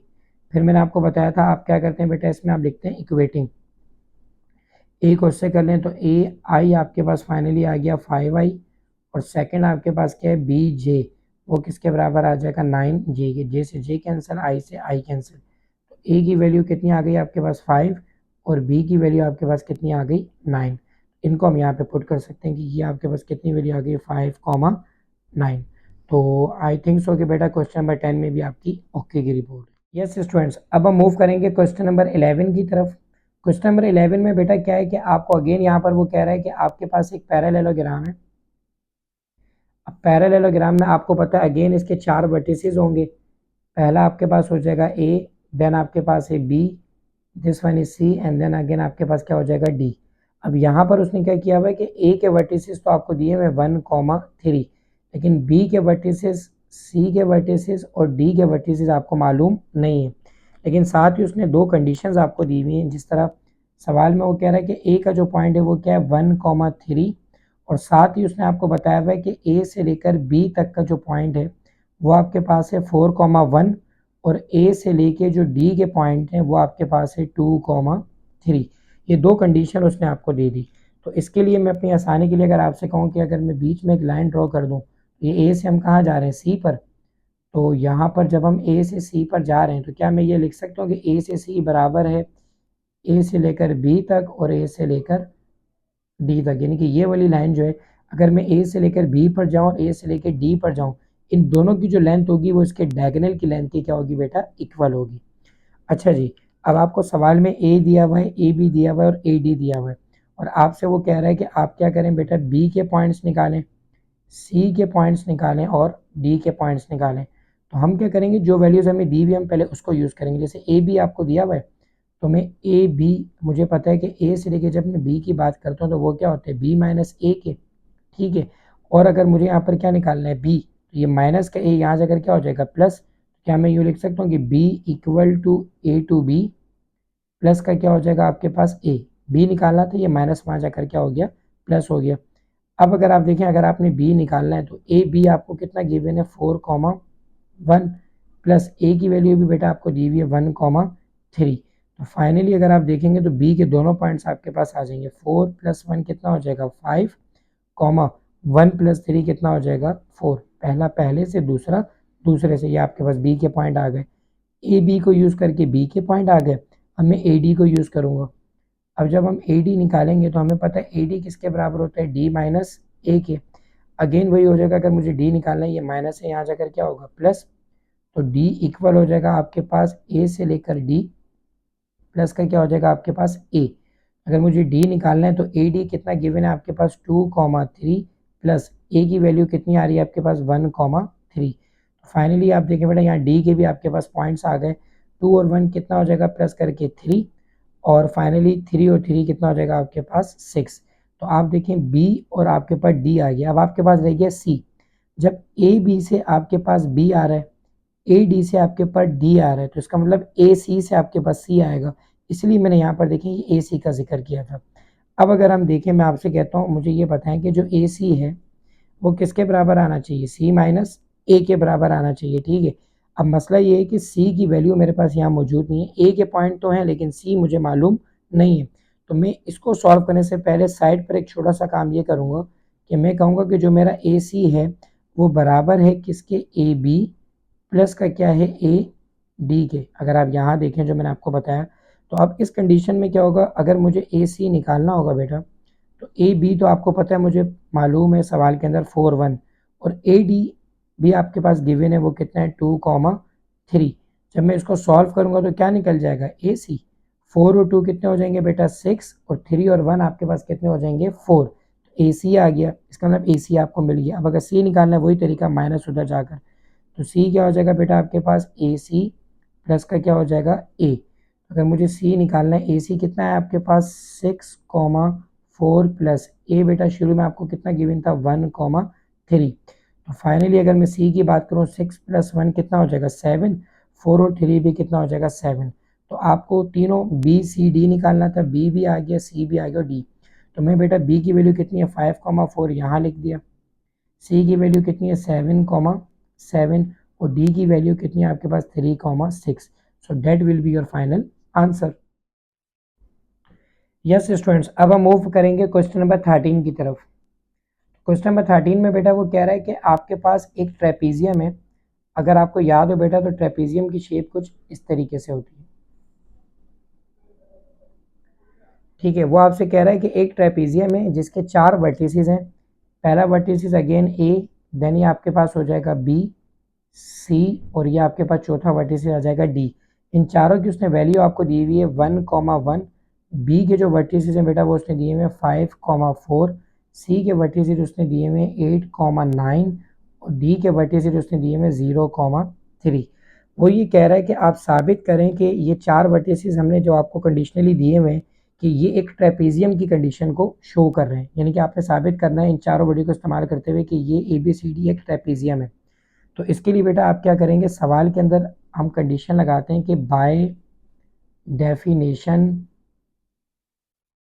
ऑफ ट्रेपेजियम हमने साबित करना है कि ये जो पॉइंट्स हैं ये ट्रेपेजियम बना रहे हैं। तो डेफिनेशन ऑफ ट्रेपेजियम की क्या है बेटा कि जो आपके पास AB है, यानी कि A से लेकर B, ये और ये जो C से लेकर D है, ये दोनों आपस में पैरेलल है। अगर आप नोट करें ट्रेपेजियम में A और B और C और D आपस में एक दूसरे के क्या पैरेलल, यानी कि एक ही डायरेक्शन में और आपस में टकराएंगे नहीं। तो by definition of trapezium AB should be parallel to CD। अब AB और CD हम निकालते हैं, फिर हम देखते हैं कि हम फर्दर क्या करेंगे। तो हमें ये बात पता है बेटा कि जो AB है, AB एक्चुअली होता है किसके बराबर, B माइनस A के बराबर। तो अगर मैं आपसे कहता हूँ कि मैंने AB निकालना है तो B माइनस A, B की वैल्यू आपको कितनी गिवन है 5,4 और A की वैल्यू कितनी गिवन है 1,1।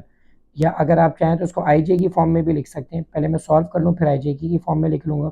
5 में से जब 1 जाएंगे बेटा तो ये हो जाएगा 4I। अच्छा, उसके बाद अगर आप देखें 4 माइनस 1 तो ये बेटा आपके पास बन जाएगा प्लस का 3J। तो AB की वैल्यू आ गई 4I प्लस 3J। अब K की फॉर्म में नहीं दिया हुआ तो हम इसको लिख सकते हैं 0K। अभी आपको आइडिया हो जाएगा कि इसको मैं 3D में क्यों कर रहा हूँ।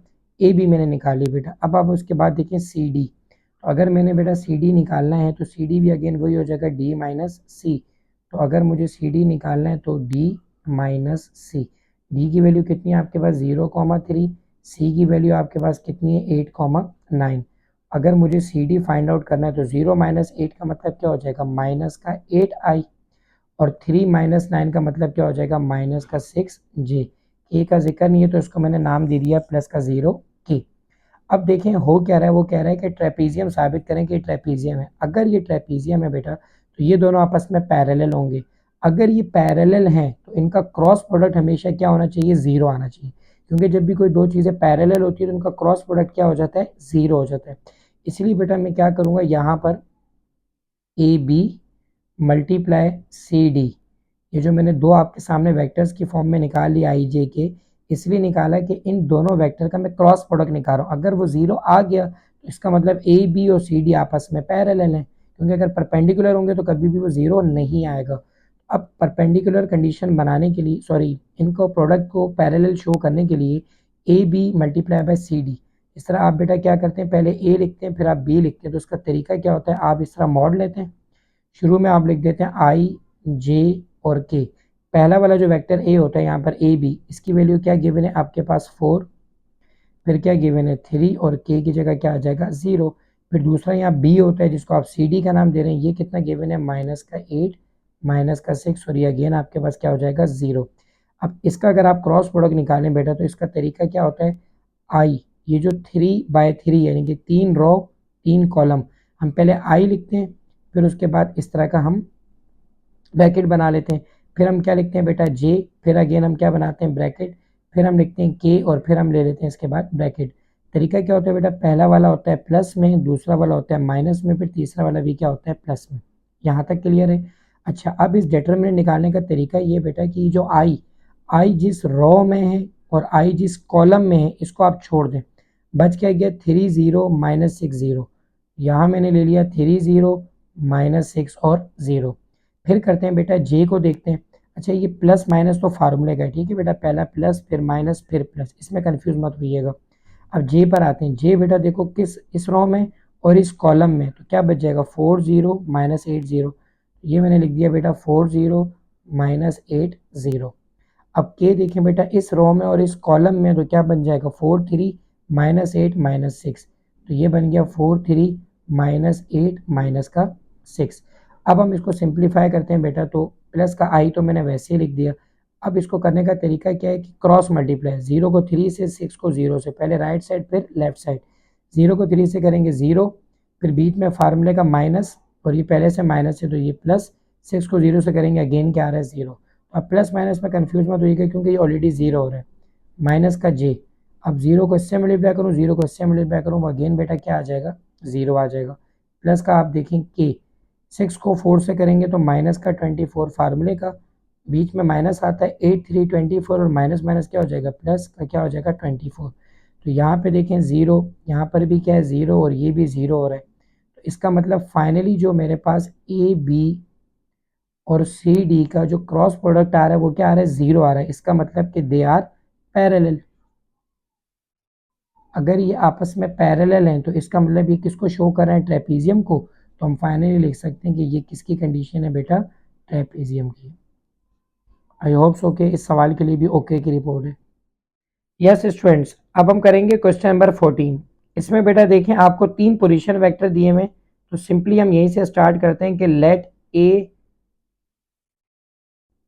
पोजीशन वेक्टर इज ए, यानी कि पॉइंट ए का जो पोजीशन वेक्टर है वो आपके पास ए है। इसी तरीके से जब आप बी की बात करेंगे तो बी का जो पोजीशन वेक्टर है वो आपके पास बी है। और जब हम बात करेंगे सी का तो सी का जो पोजीशन वेक्टर है वो आपके पास कितना है 2a माइनस बी। तो ये आपके पास पहली कंडीशन दी हुई है सवाल के अंदर कि A B C are the points A B and 2a minus B respectively. तो मैंने पहले वाले पॉइंट का ले लिया पोजीशन वेक्टर बी का ले लिया और सी का ले लिया। अब देखिए वो सवाल में कह रहा है डी डिवाइड्स ए सी इन 2:3। अब इसके लिए बेटा आप क्या करेंगे एक डायग्राम से बना लेंगे अपनी आसानी के लिए कि वो कह रहा है आपके पास ए सी यानी कि ये ए है और ये आपके पास यहाँ पर क्या है सी है। इस ए सी को वो कह रहा है कि डी एक पॉइंट है, जैसे यहाँ पर मैंने इसका नाम दे दिया डी का। ये क्या कर रहा है इसको 2 रेशियो में और इसको 3 रेशियो में डी इसको क्या कर रहा है ब्रेक कर रहा है। ठीक है, नेक्स्ट वो आपसे कह रहे हैं ई डिवाइड्स बी डी, यानी कि सेम इसी तरीके से एक और आपके पास आ गई। पहले ए सी था, अब आपके पास क्या आ जाएगा बी, ई डिवाइड्स बी डी। यस, तो ये बी डी आ गया। अब वो कह रहा है कि जो ये बी डी है इसको डिवाइड कर रहा है ई इन 4:1। वैसे हम इनको एक साथ भी बना सकते हैं लेकिन हम आसानी के लिए इसको मैं क्या कर रहा हूँ अलग अलग बना रहा हूँ कि बी डी को आप क्या कह रहे हैं वो कह रहे हैं यहाँ पे कोई ई है वो इसको डिवाइड कर रहा है 4:1 के अंदर। ठीक है, फाइनली आप क्या करें find the position vector of E. आप इस ई का क्या करें पोजीशन वेक्टर निकाल के दिखाएं। तो इसका बेटा आसान सा तरीका क्या है कि पहले तो जो है ना आप यूजिंग रेशियो फार्मूला लिखें। इसमें आप क्या करें कि पहले तो आप ना डी का पोजीशन वेक्टर निकालें क्योंकि आपको ई के पोजीशन वेक्टर के लिए आपको डी का पोजीशन वेक्टर तो चाहिए। तो पहले बेटा मैं डी का निकालूंगा। हमें फार्मूला पता है कि एम प्लस एन डिवाइड में हम क्या लिखते हैं एम प्लस एन, ये वही पिछले सवालों की तरह है। इसमें मैंने आपको ट्रिक बताई थी बेटा डी जो है बाद में क्या है सी, पहले क्या है ए। तो इसमें क्या हो जाएगा आपके पास कि पहले हम सी वाले को लिखेंगे फिर बाद में ए वाले को लिखते हैं। ये तो क्लियर हो गया। ठीक है जी, अब अगर मैं डी पोजीशन वेक्टर डी की बात करूं तो एम एन, पहले वाले में देखिए मैंने कहा था जो भी पहले होता है वो एम होता है दूसरा एन होता है।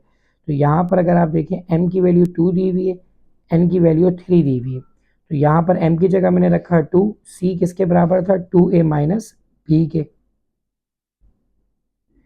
अच्छा, इसके बाद आप देखें प्लस एन की वैल्यू कितनी है 3 और ए की वैल्यू आपके पास एज इट इज़ दोबारा आ जाएगा ए। डिवाइड करते हैं एम प्लस एन, तो ये कितना हो जाएगा आपके पास 5। ये लगता बड़ा है लेकिन सबसे आसान सवाल ये रेशियो थ्योरम वाले होते हैं। अगर आपका कॉन्सेप्ट बन जाए जो भी पॉइंट आपको देगा आप वो लिखें, बाद वाले से पहले वाले की आप वैल्यू लिखें, put the value get the answer. अब आप बेटा इसको सिंप्लीफाई करें, 2 को 2 से करेंगे क्या हो जाएगा 4a माइनस का 2b प्लस का क्या हो जाएगा 3a डिवाइड में क्या आ जाएगा आपके पास 5। अब 4 और 3a मैं करूँगा बेटा तो ये इक्वल अगर मैं यहीं पर ही कर दूँ तो ये मेरे पास आ जाएगा 7a माइनस 2b डिवाइड में क्या आ जाएगा 5। अब आप देखें डी की जब मैंने वैल्यू निकाली तो यहाँ से मुझे आसानी हो जाएगी पोजीशन वेक्टर ई का निकालने के लिए। तरीकेकार वही होगा बेटा, आपने पहले लिखा एम प्लस एन डिवाइड में मैंने आपसे कहा क्या आ जाएगा एम प्लस एन। अब हम ई को देखें, ई किसके बीच में बी और डी के बीच में, तो डी माइनस बी हो जाएगा बेटा। तो यहाँ पर अगर आप देखें यहाँ आ जाएगा डी और यहाँ पर आपके पास क्या आ जाएगा बी। इसी वजह से आप देखें ई के अंदर मुझे पता था कि डी आ रहा है तो मैंने इसलिए पहले पोजीशन वेक्टर किसका निकाल लिया डी का निकाल लिया। अब आप बेटा वैल्यू पुट करेंगे और इंशाल्लाह आंसर आ जाएगा। अब इसका रेशियो कितना है, एम की वैल्यू कितनी है 4, एन की वैल्यू कितनी है 1। तो एम की जगह आपने रखा 4, डी बेटा आपने निकाल लिया कितना था 7a माइनस 2b डिवाइड में आपके पास क्या आ गया 5 प्लस एन की वैल्यू 1 है और बी आपको पता है बी का पोजीशन वेक्टर अगेन क्या आ जाएगा बी आ जाएगा। अब अगर हम इसको फर्दर सिंप्लीफाई करें, मैं आगे कर लेता हूँ, तो ई जो मेरा इक्वल आ जाएगा 4 7 कितना आ जाएगा 28a माइनस और 4 2 कितना हो जाएगा 8 बी, और इसके अलावा आप देखें नीचे 5 डिवाइड ऐसे आके मल्टीप्लाई हो जाएगा, तो ये क्या हो जाएगा प्लस का 5b। ये मैंने इसलिए किया ताकि मैं इन सबको एक ही साथ लिख दूँ। डिवाइड में बेटा नीचे क्या आ जाएगा 5 आ जाएगा। तो फाइनली अगर मैं आपसे कहूँ कि पोजीशन वेक्टर ई का क्या है, तो आप देखिएगा 28a बेटा वो तो अपनी जगह ही है। अब माइनस का 8 भी और प्लस का 5 भी क्या हो जाएगा, माइनस का 3 भी डिवाइड में क्या आ जाएगा आपके पास 5। तो that will be your final answer. Okay की रिपोर्ट है। यस स्टूडेंट्स, अब हम करेंगे इस एक्सरसाइज का last question which is question number 15। इसमें देखें वो कह रहा है in a parallelogram A B C D. तो बेटा सबसे पहले आप फिगर बनाएंगे। फिगर के मामले में कॉम्प्रोमाइज़ मत कीजिएगा, फिगर हमेशा बनाइएगा ताकि इजीली आप उसको सॉल्व कर सकें। तो देखिए इसमें जो आपके पास पैरेललोग्राम में वर्टिसेस एक हो जाएगा ए, देन आपके पास है बी, यहाँ पर आपके पास आएगा सी, और ये फाइनली आपके पास आ जाएगा डी। 4 वर्टिसेस हो गए। फिर वो आपसे कह रहा है X is the mid point of A B. A से लेकर बी में जो मिड पॉइंट है ये आपका किसके बराबर आ जाएगा, एक्स के आ जाएगा बराबर, ठीक है। अच्छा नेक्स्ट वो आपसे कह रहा है कि and Y divide B C in 1 2, यानी कि 1 2 से मुराद क्या है कि यहाँ पर आपके पास क्या आ रहा है वाई, ये रेशियो 1 है और ये रेशियो आपके पास क्या आ जाएगा 2 आ जाएगा। फिर वो आपसे कह रहा है कि y divide ratio 1 2 show that if z divides dx in 6 ratio 1, यानी कि ये जो dx है ये वाली लाइन, इसको मैं थोड़ा सा डिफरेंट कलर पॉइंटर से कर दूं ताकि समझ में आ जाए। ये जो d से लेकर x की बात हो रही है, ये लाइन dx, वो ये कह रहा है कि dx को कौन ब्रेक कर रहा है, z। किस रेशियो के अंदर कर रहा है 6 1 में, यानी कि मैं यहाँ पर आसानी के लिए कह देता हूँ ये z है, ऊपर वाला 6 है और नीचे वाला क्या हो जाएगा 1 हो जाएगा, ठीक है। फिर क्या करें, then it also divides A Y in 3 ratio 4। अब इसको अगर आप नोट करें तो ए वाई से मुराद क्या, ए से लेकर यहाँ तक ये वाई आ गया। ए से वाई की बात करेंगे 3 रेशियो 4, यानी कि अगर ये 3 है तो ये रेशियो कितना है 4। तो फिगर इंतहाई आसान है, जो आपको उसने कंडीशन दी है आपने उस कंडीशन से इसे बना लेना है। अभी सवाल देखने में मुश्किल लग रहा है लेकिन आप उसी कॉन्सेप्ट से करेंगे तो ये फ़ौरन आप इंशाल्लाह इसे सॉल्व कर लेंगे। इसमें बस आपने एक मेन पॉइंट ये याद रखना है कि जो पोजीशन वेक्टर ए का है वही पोजीशन वेक्टर किसका है, डी का, क्योंकि दोनों की पोजीशन क्या है, इसकी भी पोजीशन ये, इसकी भी पोजीशन ये, तो दोनों का पोजीशन वेक्टर सेम है। इसी तरह जो पोजीशन वेक्टर बी का है बेटा वही किसका है, सी का, क्योंकि अगर इसकी डायरेक्शन यहाँ है तो इसकी डायरेक्शन भी यहाँ पर है। तो सबसे मेन पॉइंट है जो आपने शुरू में लिखना है ताकि सवाल आसान हो जाए, लेट पोजीशन वेक्टर ऑफ ए। मैं यहाँ पे लिख रहा हूँ बेटा कि पहला जो पोजीशन वेक्टर है किसका, ए का, लेट पोजीशन वेक्टर, इसको मैंने किसका नाम दे दिया ए का, ठीक है। अब जब ए का पोजीशन वेक्टर ए तो डी का भी बेटा क्या हो जाएगा ए हो जाएगा। तो सिंपली मैं दोबारा यहाँ लिख रहा हूँ पोजीशन वेक्टर ऑफ डी, इसको भी बेटा मैंने किसका नाम दे दिया ए का। ये 5 पॉइंट है इस पूरे सवाल का। इसी तरीके से जब मैं बी का लूंगा तो मैंने यहाँ लिख दिया पोजीशन वेक्टर ऑफ बी। अब बी का पोजीशन वेक्टर अगर मैं बेटा बी ले रहा हूँ तो सी का भी पोजीशन वेक्टर आपका क्या हो जाएगा, बी हो जाएगा, क्योंकि जो इसकी डायरेक्शन है वो इसके पोजीशन वेक्टर की डायरेक्शन है, इस तरह जो इसकी डायरेक्शन है वही इसकी डायरेक्शन है। ये बेटा सबसे मेन 5 पॉइंट है जो आपने याद रखना है। अब हम सवाल को सॉल्व करते हैं। हमें ये बात पता है कि जो ए बी है वो किसके बराबर होता है, सी डी के, जो इसकी लेंथ है वही इसकी लेंथ है। अब हम कंडीशन इस्तेमाल करते हैं बेटा, ए बी इक्वल टू आपके पास क्या आ जाएगा, सी डी आ जाएगा। ए बी किसके बराबर होता है, बी माइनस ए के, तो मैंने यहाँ लिख दिया बी माइनस ए, और सी डी निकालना है तो फिर डी माइनस क्या हो जाएगा बेटा, सी के। अब हमें पता है बी का जो पोजीशन वेक्टर है वो जनरली आपके पास क्या होता है, बी होता है। तो यहाँ पर मैं इसको अगर चाहूँ तो मैं यूँ भी लिख सकता हूँ बी माइनस ए और डी माइनस सी। तो डी माइनस सी क्या हो सकता है आपके पास, ए माइनस बी। ये मैंने एडिशनली लिख दिया, बस आपके लिए स्टार्टिंग की 2 लाइन्स भी काफ़ी हैं। अब सवाल में जो उसने बताया हुआ है ना आप वो करते थे, जिससे उसने कहा एक्स जो है मिड पॉइंट है ए बी का। हमें पता है बेटा मिड पॉइंट का फार्मूला होता है ए प्लस बी डिवाइडेड बाई 2। जब भी दो वर्टिसेस के बीच में मिड पॉइंट आता है तो वो फार्मूला होता है ए प्लस बी अपॉन 2। तो ये तो आपके पास पहले एक वैल्यू आई हुई सवाल के अंदर एक्स की, ठीक है। अब मैं कहता हूँ आपसे बेटा आप एक काम करें, अब आप वाई की वैल्यू निकालें, क्योंकि एक्स भी है वाई भी है जेड भी है। तो मैंने एक्स तो मिड पॉइंट फार्मूला लगा दिया। अब वाई, एक्चुअली वाई क्या है, वो रेशियो में ब्रेक कर रहा है बी और सी को। जब भी रेशियो में ब्रेक करता है बेटा तो हमने फार्मूला पढ़ा हुआ है वही M plus N divided by M plus N. अब इसमें मैंने आपको ट्रिक क्या बताई थी बेटा, बी से हम कहाँ जा रहे हैं, सी पर, तो पहले क्या आ जाएगा सी और फिर बेटा आपके पास क्या आ जाएगा, बी आ जाएगा। रेशियो में क्या होता है, पहली वाली वैल्यू एम की, दूसरी वाली एन की। एम कितना है बेटा यहाँ पर 1 और एन की वैल्यू आपको कितनी दी हुई है, 2 दी हुई है।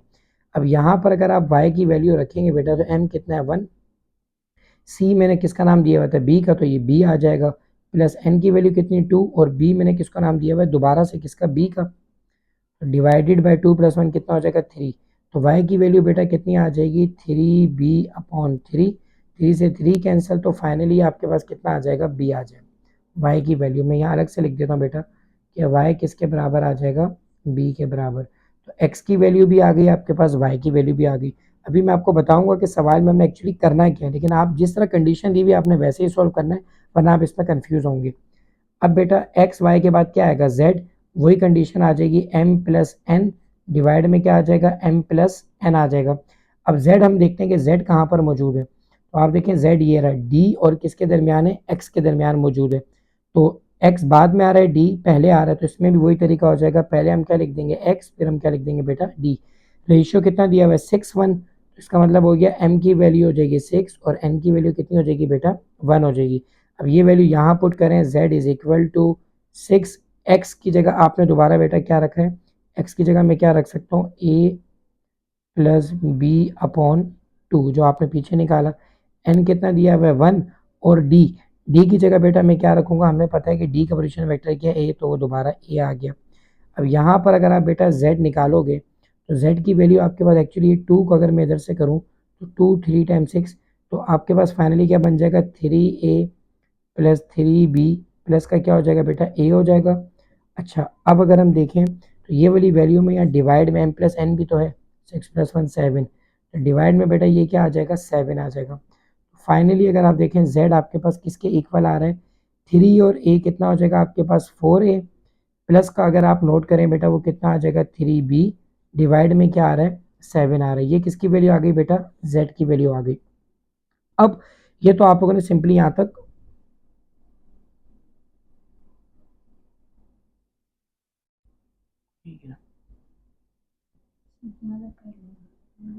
एक मिनट।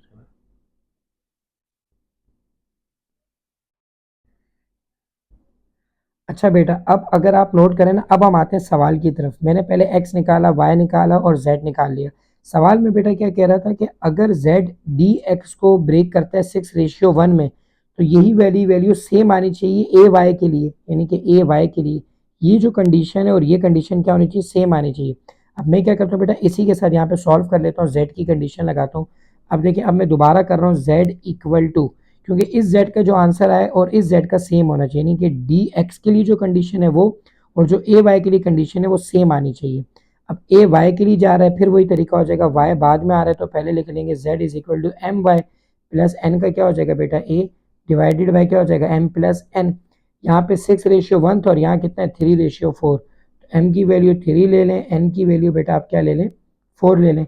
अब अगर आप यहाँ पे z निकालेंगे तो z कितना आ जाएगा 3, y की जगह बेटा आपने क्या रखा हुआ है b, प्लस n कितना है 4, a की जगह बेटा दोबारा आप यहाँ पर क्या रख देंगे a, डिवाइडेड बाई 4 प्लस 3 क्या हो जाएगा 7। तो क्या ये वाली वैल्यू और ये वाली वैल्यू आपकी सेम आ रही है बेटा, इसका मतलब ये हुआ कि जो z dx को ब्रेक कर रहा है और जो a और y को ब्रेक कर रहा है दोनों की कंडीशन क्या है सेम है, तो लिहाजा ये हैंस प्रूव हो गया। अच्छा बेटा मैं लेक्चर के एंड में ये बात बताना ज़रूरी समझता हूँ कि मैंने तो आपको कंप्लीट 15 क्वेश्चंस करा दिए, आपने इन सब की प्रैक्टिस करनी है, ठीक है, ताकि बाद में आपके लिए मसला ना हो। लेकिन तमाम स्टूडेंट्स ने बेटा इसके जो इंपॉर्टेंट क्वेश्चंस है वो मैं डिस्क्रिप्शन में शो कर दूंगा।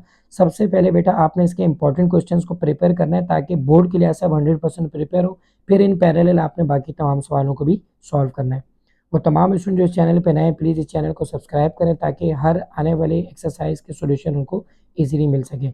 नेक्स्ट वीडियो तक अपना ख्याल रखिएगा। सर यूके को इजाज़त दीजिएगा। अल्लाह हाफिज़।